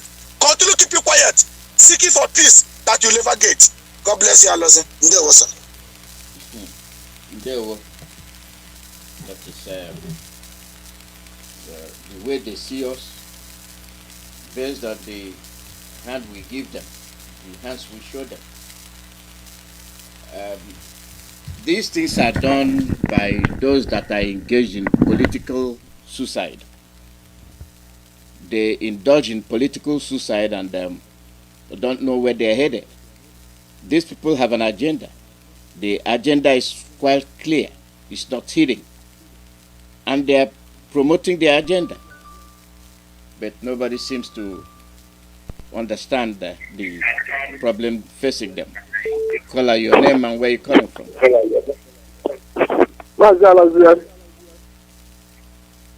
Hello? Go ahead, we are waiting. Go ahead. Okay. My name is Inma and I'm calling from Biafra land. Welcome. Go ahead. Go ahead. Yeah. Our problem is so-called our leaders in Biafra land. They love money more than their life. I don't know who on earth will see what Fulani is and their agenda in this zoo called Nigeria, and then he will be following them. Because they love money so much. Look at what Fulani, look at the agenda, look at their family fathers, what they are saying. So we are here to serve them. Look at what Victor is saying the other day. I saw him in Facebook. He was just talking rubbish. Somebody called and said that we need to go to their villages and let their villagers know actually what we are passing through. They are the people that are holding us. Why Ambazonians succeed is because all their leaders, they follow them bomber to bomber and all of them revise back. If these people will be here promoting Igbo president, one Nigeria, this and that, there will be problem. If they are saying anyway, our people say that Obona, Azatam, we are here. We have come, we are about to go. Don't say 2 days, we will pack out from here. We can just be, watching these people killing us. They are the people killing us. If there's a way we will organize a hidden protest and go to their villages, all of them, both past and present, we starting from the present and this as a person, look at him, a policeman, he only needs money, and that's all. Let all his people die, he doesn't care. And other people is sitting there clapping for him. So we have to do something even before the court day. So my brother, that is my take on this thing, because I don't know what comes to our people if they just get to Abuja. They will change everything. I don't know. I may say something that some people may not like. But some of the Igbo people, I hate their behavior of, well, they need to be rich no matter the condition, no, they don't care. All they need is that money. Even if they cut their mother said, some of them that are so foolish. My brother is involved, he's a politician. If I have chance, I will deal with him and take him away. How can few people be?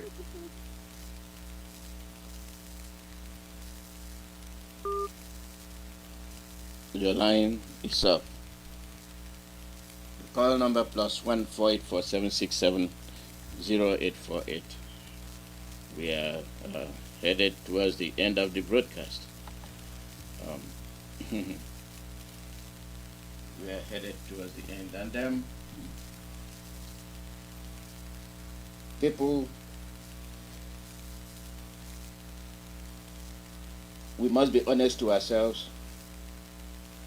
We must be honest to ourselves.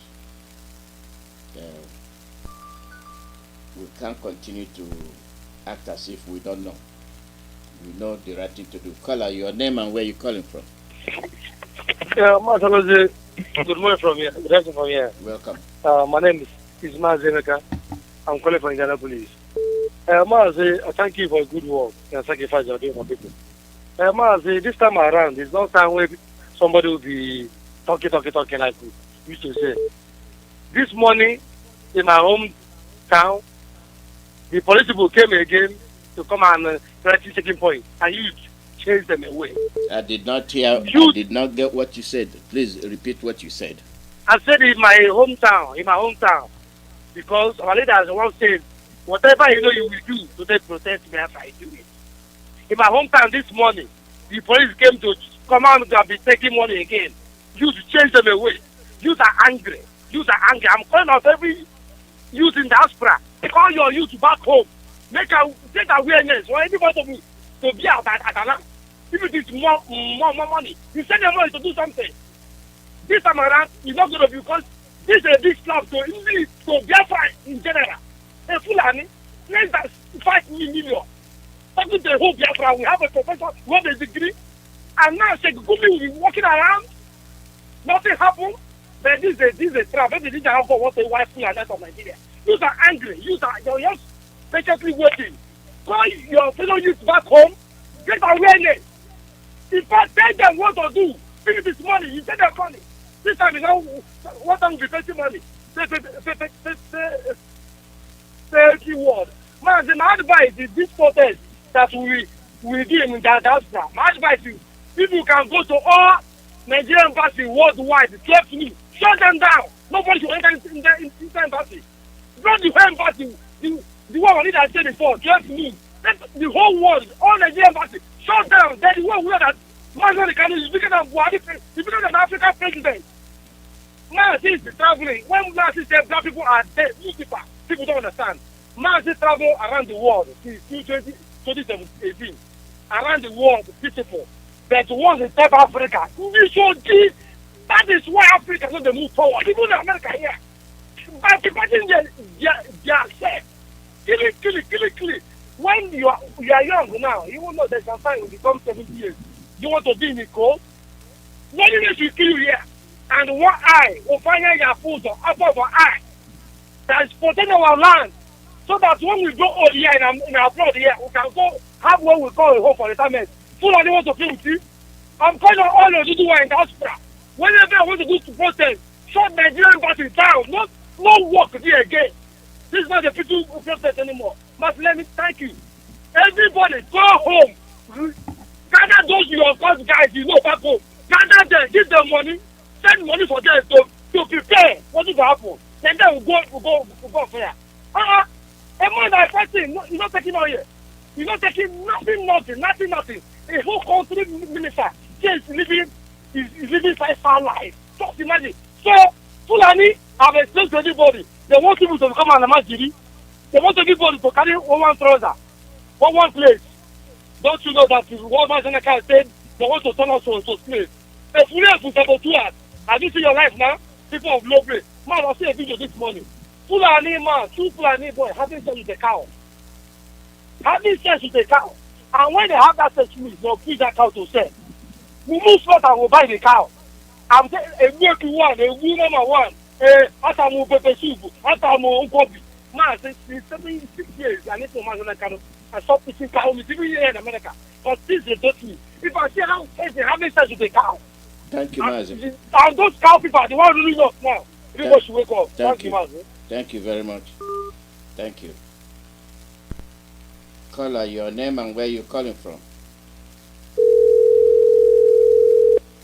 Caller, your name and where you're calling from. Yes, sir. Yeah. Good morning. Good morning, Dr. Alozie. Good morning, sir. Good morning. I know you are very busy controlling the radio. Too many people are calling in. I'll make it very brief because your time is up. My brother, this struggle has come to the struggle of the battle of the wit and the intelligence. That's what we need now. Our legal system is doing what they're supposed to do. They are on top of the game, and I applaud the guys in our lawyers in the United Kingdom and what our lawyers have also done in Nigeria, by pursuing their own thing in their own way there. What's left right now, just like Mazi Nnamdi said, and previous callers, and then they made reference to Amazonian, is that we must keep the pressure on, which is demonstration.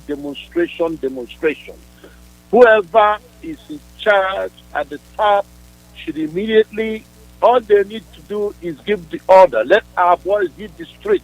Nigeria can never see peace until Mazi comes out. Because, number one, he's not even supposed to be tried in Nigeria. He was illegally abducted. Extraordinary rendition. So they should send him back to the United Kingdom. Pressure should be put on the British government. And people shouldn't worry about whether Kenya is 9 or not. When they go to ICC, the truth is going to come out. The next thing I would like to say before I drop the phone is this, my brother. Our lawyers should endeavor whatever it takes right now to go and see Mazi Nnamdi Kanu in person and arrange for his food and the manner and way is going to be delivered to him, and make sure that he gets all the medical attention which our legal team in Nigeria has already done.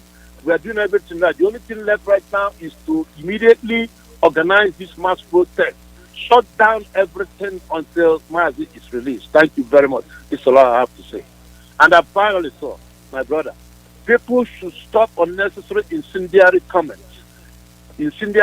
Right now, Britain hasn't done anything that we can start, saying anything bad. We are still waiting for them to react. They have demanded, according to their thing, that once they get the petition that Mazi Nnamdi Kanu is in danger, is their citizen. He deserves every treatment that a bona fide citizen of the United Kingdom deserves. And the white men are different from us. Nigeria does not obey Nigerian law, but not international law. You cannot flat international law and get away with it. Thank you very much. Everybody should borrow a lead from what happened to Assange, Julian Assange. even though United States and Britain had a very strong bond, but they refused. And you know what it took them? To get that man sent to the United States. And eventually he sent back and he was released. So what I'm saying is this. We should put the pressure on Nigeria. Demonstration, where it is more important, is in Nigeria, because that's where the eyes are focused. Nigeria, more demonstration, shut down everything. Thank you, my brother. Thank you. Caller, your name and where you're calling from. Caller, your name and where you're calling from.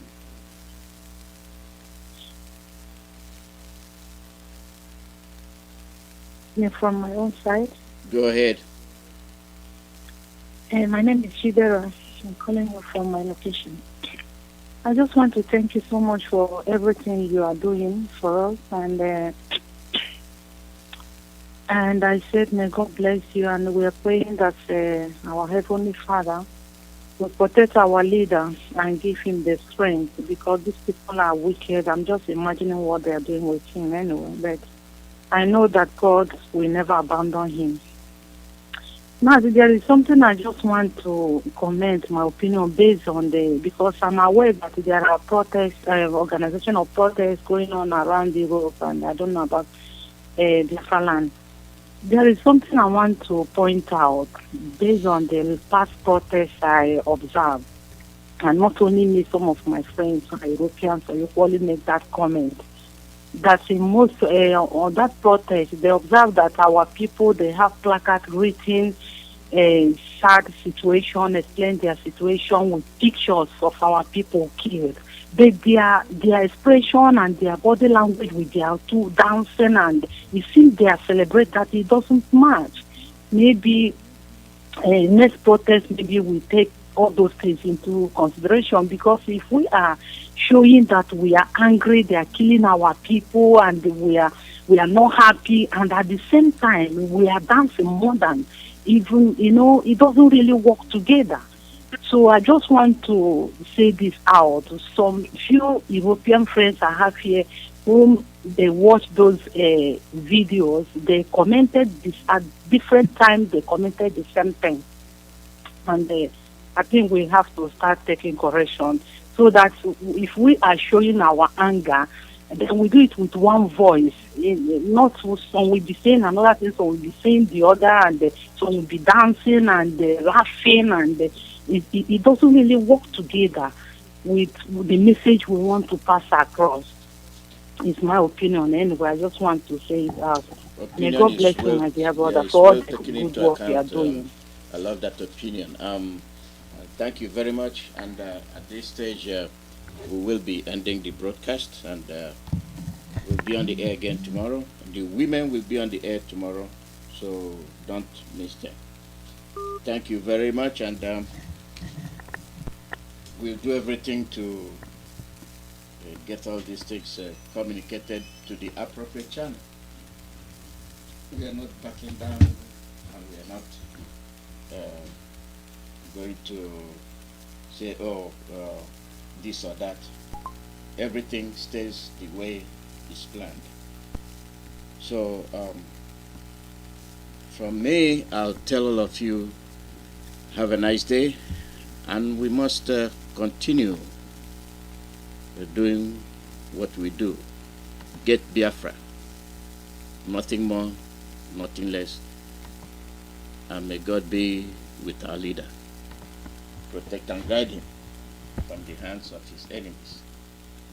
Anything you do is criminal, but they are holy. The very ones causing the problem are the ones pointing fingers, accusing fingers at you, whereas they are busy killing and killing and killing. Yes, we want the referendum. If it had been done earlier, nobody will come to say they are arresting this person or that person. We talked about the name. What is Nigeria? They say, oh, you want to, it's indivisible. We lie to ourselves, but we know the truth, and that's what we're communicating to you, and hope you will adapt to those suggestions. and make life very, very livable for those that are around it.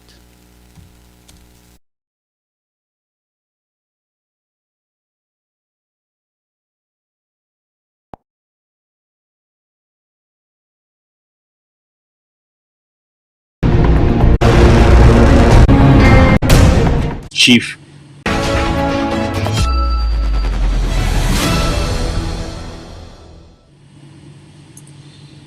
Good morning, fellow viewers. Welcome to another episode of the No Connie Talk Show. I am Capo Daniel, your host, Sense Pass King, the Ambazonian Deputy Defense Chief of the Ambazonia Defense Forces. I want to welcome Una for all places around the world, for Europe, America, for Biafra land, for Ambazonia, for East Africa, South Africa, and for all the Central African regions where Una they watch me through the Ambazonian Communication Network, the ACN.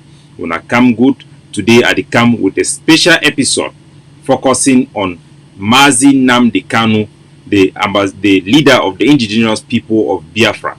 He is the main figure, the rallying point, the face of the Biafra nation, the leader who is selfless, who have successfully gathered the Biafran people and focused them under his leadership, providing them with vision, nationalism spirit to push forward the aspiration of millions of Biafran people who have been living like second-class citizens in Nigeria, wondering where they belong and are finding themselves in a very uncomfortable situation. And many of them are debating and considering the whole issue of the aspiration for independence of Biafra and what it will mean for Nigeria, the zoo as they call it. So please welcome to this special edition that is focused primarily on Nnamdi Kanu adoption. We learned that he has been adopted. The incident have been going on. There have been discussion with the Ambazonian Defense Forces and the Ambazonian Governing Council, which we are allied. This is an ally. This is a friend of Ambazonia. This is our case, and we are standing with them, with the Biafran people. The office of the Governing Council's Executive President, Dr. Cho Ayaba, have released a strong statement to confirm that indeed Nnamdi Kanu have been adopted, and without giving specific of where he was adopted or exactly what happened. And we are waiting for our allies on the other side of the border in Biafra, the IPOD, to come up with an official position and an official statement. Then the Governing Council is going to release a comprehensive statement regarding this adoption. But as an activist, I'm coming to you today as a Deputy Defense Chief.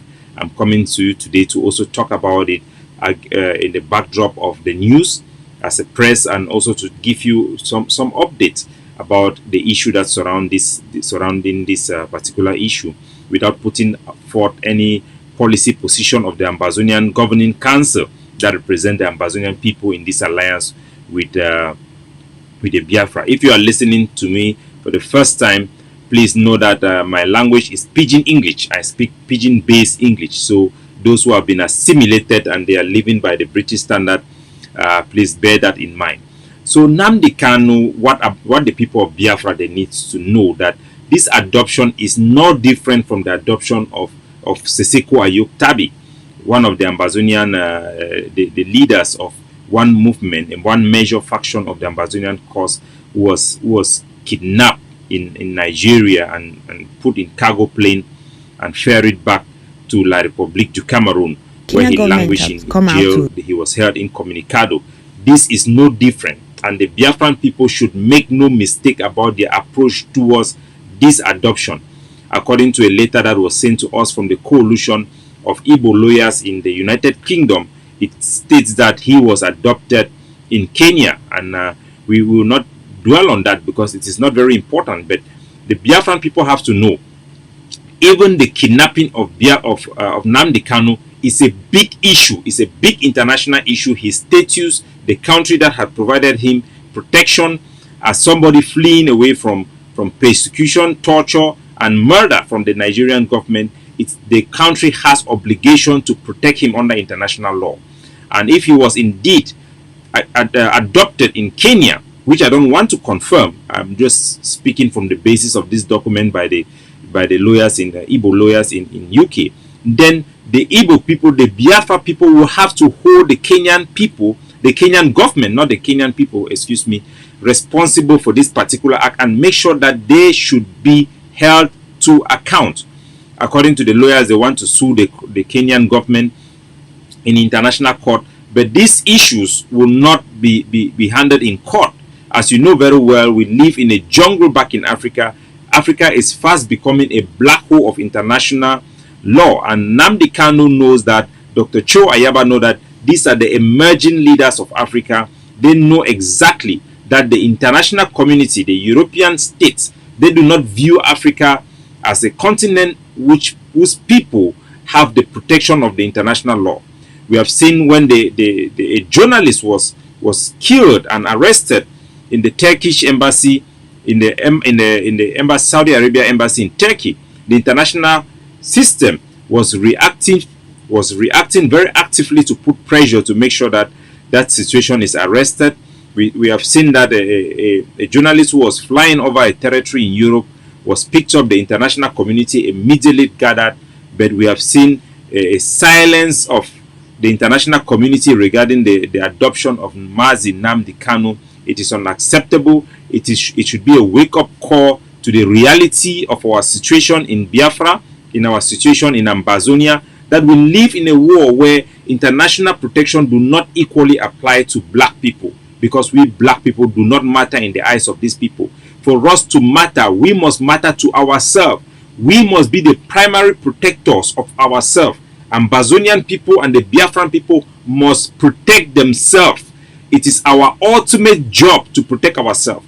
We must not relent. We must not be timid. We must not be intimidated. We must not be terrorized to giving into the terrorist regimes in Yaoundé and now in Abuja that seeks to undermine and wage a subjugation war, who are not willing to discuss and, like gentlemen, to come to understanding in the spirit of international law, but they are willing to go and break all international laws to kidnap our people. We must be able to do the same. That is a law. That is a law of the jungle. If it comes to that, we have to defend ourselves. We have to be radicalized. We have to do what it takes to send a message to them that these things will not be done with impunity. We are willing to defend our people. We are willing to sacrifice our people, sacrifice our life to make sure our people will live in dignity, will govern themselves, because they deserve to govern themselves. They deserve to determine the political outlook of our territories. The Biafra people, they do have that case. They do have that right. We support them for their right of self-determination, because it is their right that is due under international law. Before I make that case for the Biafran people, which is something that they need to know and they need to listen to this very, very carefully, I want to turn to talk about who is Nnamdi Kanu. And we have seen the initial reaction in the streets of Biafra. We have seen the youth coming out to protest and to take down the Nigerian flags. Let me bring up video images from Biafra land to see the initial reaction of the youth, which is something I applaud.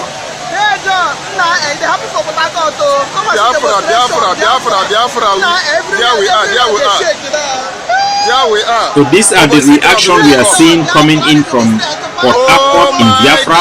The youths are rising up. This is the right thing to do.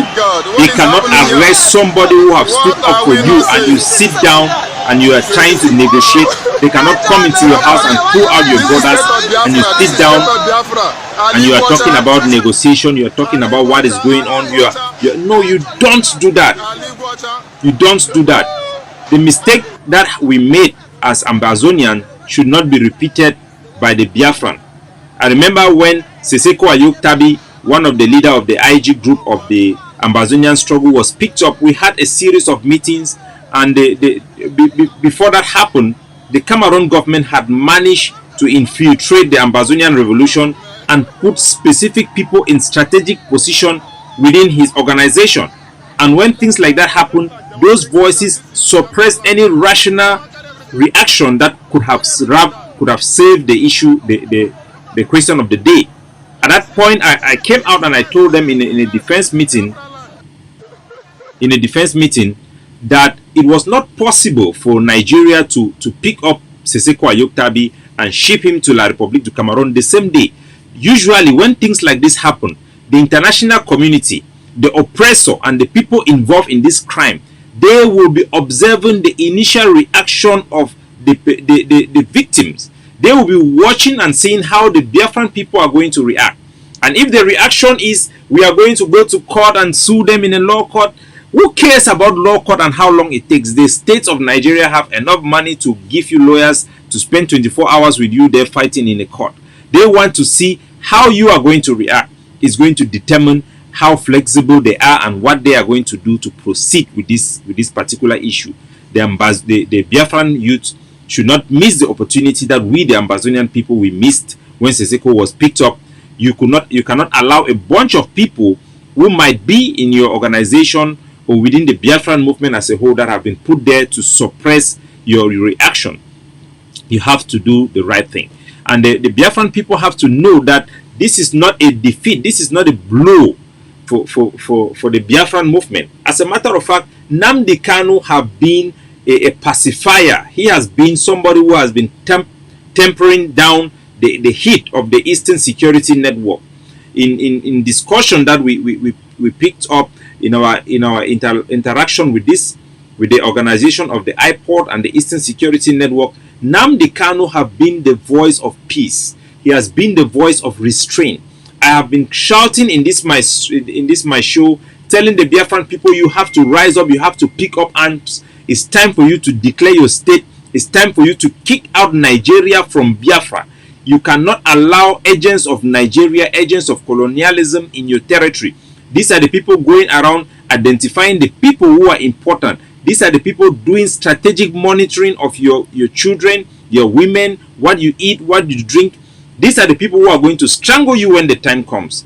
With the death of Akonso, remember, they went to his house, they burned down his house, and these people are walking around your street. You cannot allow this to happen. If independent is the way, the Biafran people who are very religious, Nnamdi Kanu, who is very kind. I remember when he called the Eastern Security Network and tell them to go back to the bush, to fall back and declare unilateral ceasefire within a period, to just keep things cool, because he's a man of thought. Now, the Nigerian government is going to face a new breed of leaders that are going to emerge, not from IPOD, but from the Eastern Security Network, which has been the military wing. Leaders from that military wing are going to emerge. They are going to be hard to be identified. They will not want to put their face forward like Nnamdi Kanu had put his face forward. They are going to have a hard time to have somebody to moderate. The international community also is going to have a hard time to find somebody to dialogue on the Biafran side, because it's going to be now war. War, uncontrollable anger is going to build up, pick up steam. Don't mind the peace you see for a couple of days, but definitely the Biafran people must respond. They must defend their honor. They must defend their dignity. They must kick Nigerian out of Biafra. We will be waiting for their official statement. We will be monitoring the situation. We will also wait for the official statement of the president of the governing council, Dr. Cho Ayaba. I want you people to remember who Nnamdi Kanu is. I've seen some caricature images that they want to portray of Nnamdi Kanu on the media. But watch this video and let the Biafran people be resilient to know that Nnamdi Kanu has anticipated a day that he could be killed. This is a fearless leader who had stood the ground in Nigeria, in Biafra land, fearlessly. Remember that. So these are all images of Nnamdi Kanu on the street of Biafra, challenging the Nigerian military, the SARS and the police units fearlessly, without being afraid to be arrested, without being afraid to be killed. He is ready for this. You should know that he is ready for this, and the Biafran people should back him up as he leads the charge of Biafra to kick out Nigeria from Biafra. Remember, it is Nigeria who is in Biafra. Biafra who is in Nigeria. Make no mistakes. This is Nnamdi Kanu when he was on the ground. Somehow you have Fulani cattle going around there, which is very symbolic.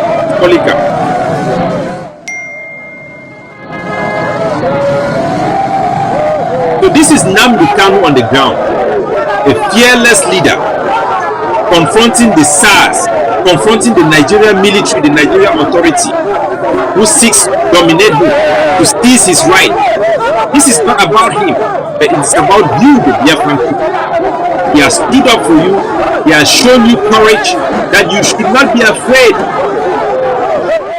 You should not be afraid of the SARS. You should not be afraid of the Nigeria military that are there to subjugate you. And for the Biafran people, who are very religious people, who are very calm-natured people, who think that they can debate themselves to freedom with Nigeria, you cannot debate your way to freedom. Freedom is not given on a plate of gold. Freedom is taken. They are very religious people. I admire their religion, and for many times I just look at that religion being put forward. I think that the nationalism should be ahead of that religion. This is about your life. This is about millions of unborn Nigerians that are going to be in slavery in Nigeria for the rest of their life, be treated the way they are being treated now, even worse. The worst days are coming. The Biafran people have to know that their independence is settled. They have made up their mind. It is something that is backed by 90% of the Biafran, and they should act upon it. Nigeria is never going to give you referendum. It is never going to happen. If referendum come, it is independence for Biafra. Nigeria is in Biafra. Practical solution is get Nigeria out of Biafra.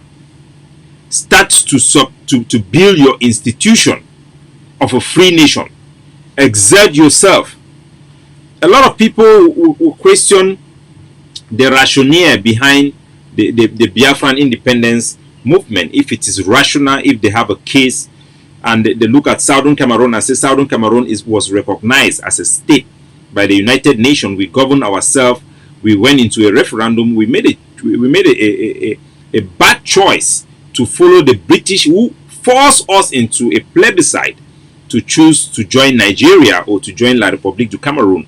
It was against the will and aspiration of our people that had been expressed in a written document in the Conference of Manfred.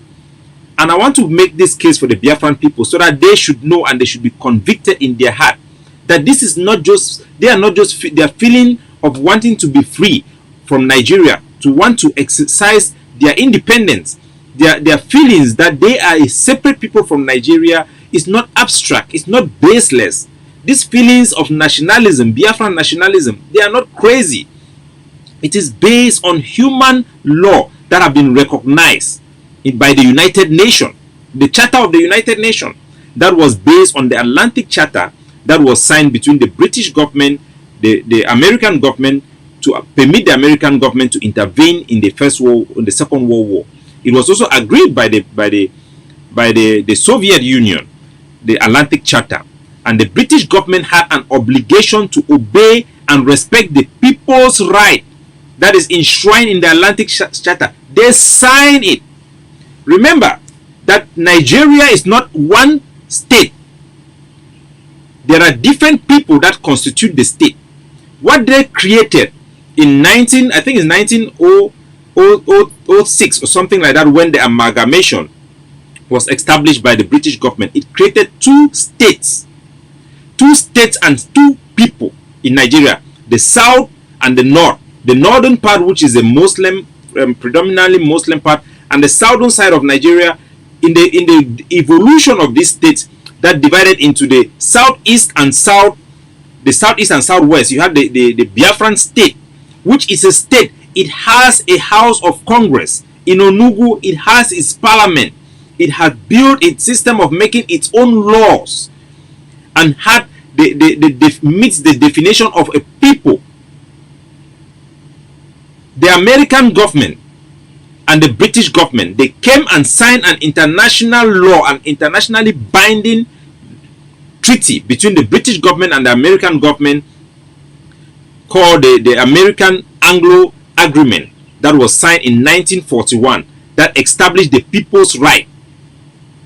The people's right in that document states that no territory, there will be no territorial changes made against the wishes of the people. That was where the right of self-determination was born. That document was signed on the in the Atlantic Charter, which was the basis of the creation of the United Nations, 1942. So the American government recently, Joe Biden visit in the United Kingdom, has signed the same document again. This is the visit of Joe Biden visiting Boris Yeltsin in Cornwall in England. They have signed what they call the New Atlantic Charter, reaffirming this international principle. There shall be no territorial changes against the will and the wishes of the people. The people that constitute Biafra land were seen as a people within the context of what we have as Nigeria, the eastern region of Nigeria. They have their parliament, they had their way of making consensus. The Nigerian government could not create Nigeria that will violate their will and their wish. It is the will and wish of these people to be free from Nigeria rule, because this experiment called Nigeria have failed. They have that right. It is based on international law and on international treaty. If South Sudan could have independence, if Eritrea could have independence, if East Timor could have independence, why not the Biafran people? It is their right. It is based on international law and international principle that the people of Biafra have the right of self-determination. They had declared their independence previously. They went into a conventional war. This time around, they are more smart and they can beat Nigeria using guerrilla tactics. They don't need to fight a conventional war with Nigeria. They need to just kick Nigeria out of their state, to leave them alone and decide on their own governance. Remember that this principle of international law guarantees self-governance. The Biafran people will decide how they want to be governed.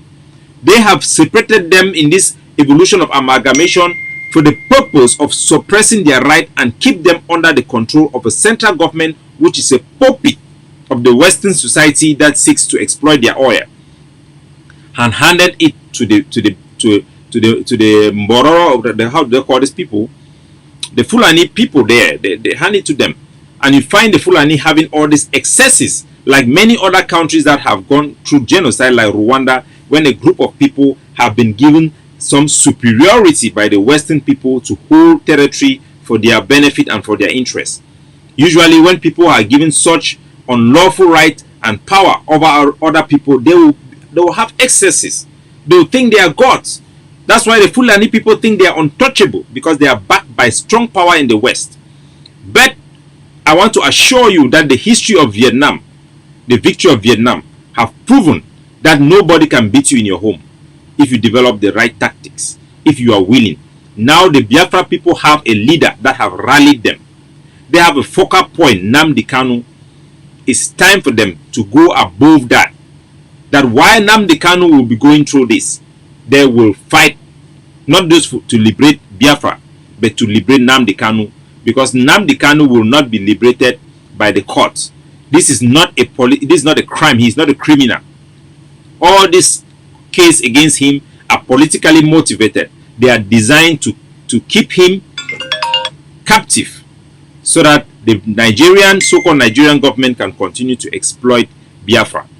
So we, the Ambazonian people, through the Ambazonia Governing Council, under the leadership of Dr. Cho Ayaba, we are allied with the Biafran people, and we stand with them during this period. We stand with Nnamdi Kanu during this period.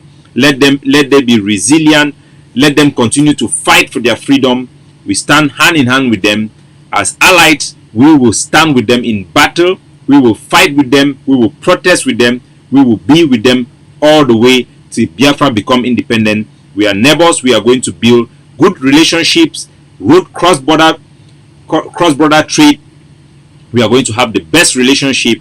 Biafra and Ambazonia will be the base of an African that upholds international law, an African that preserves the dignity of the entire African, and that is going to forge the unity of the African states based on equality. You cannot unite without identifying what units you are uniting or respecting the various units.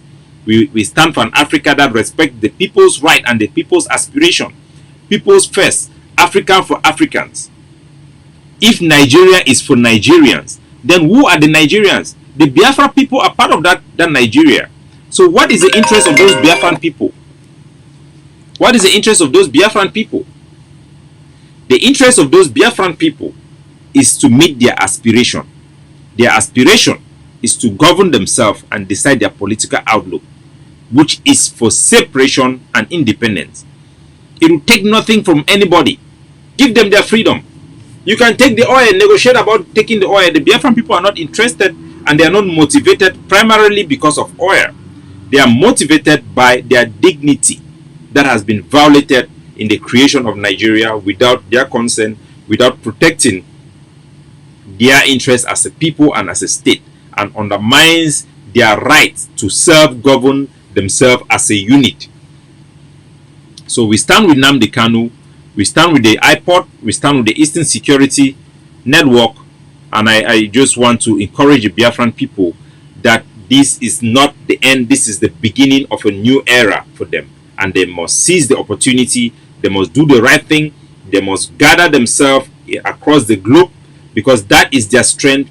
That is what scared the occupier and the colonizers. They are afraid of you.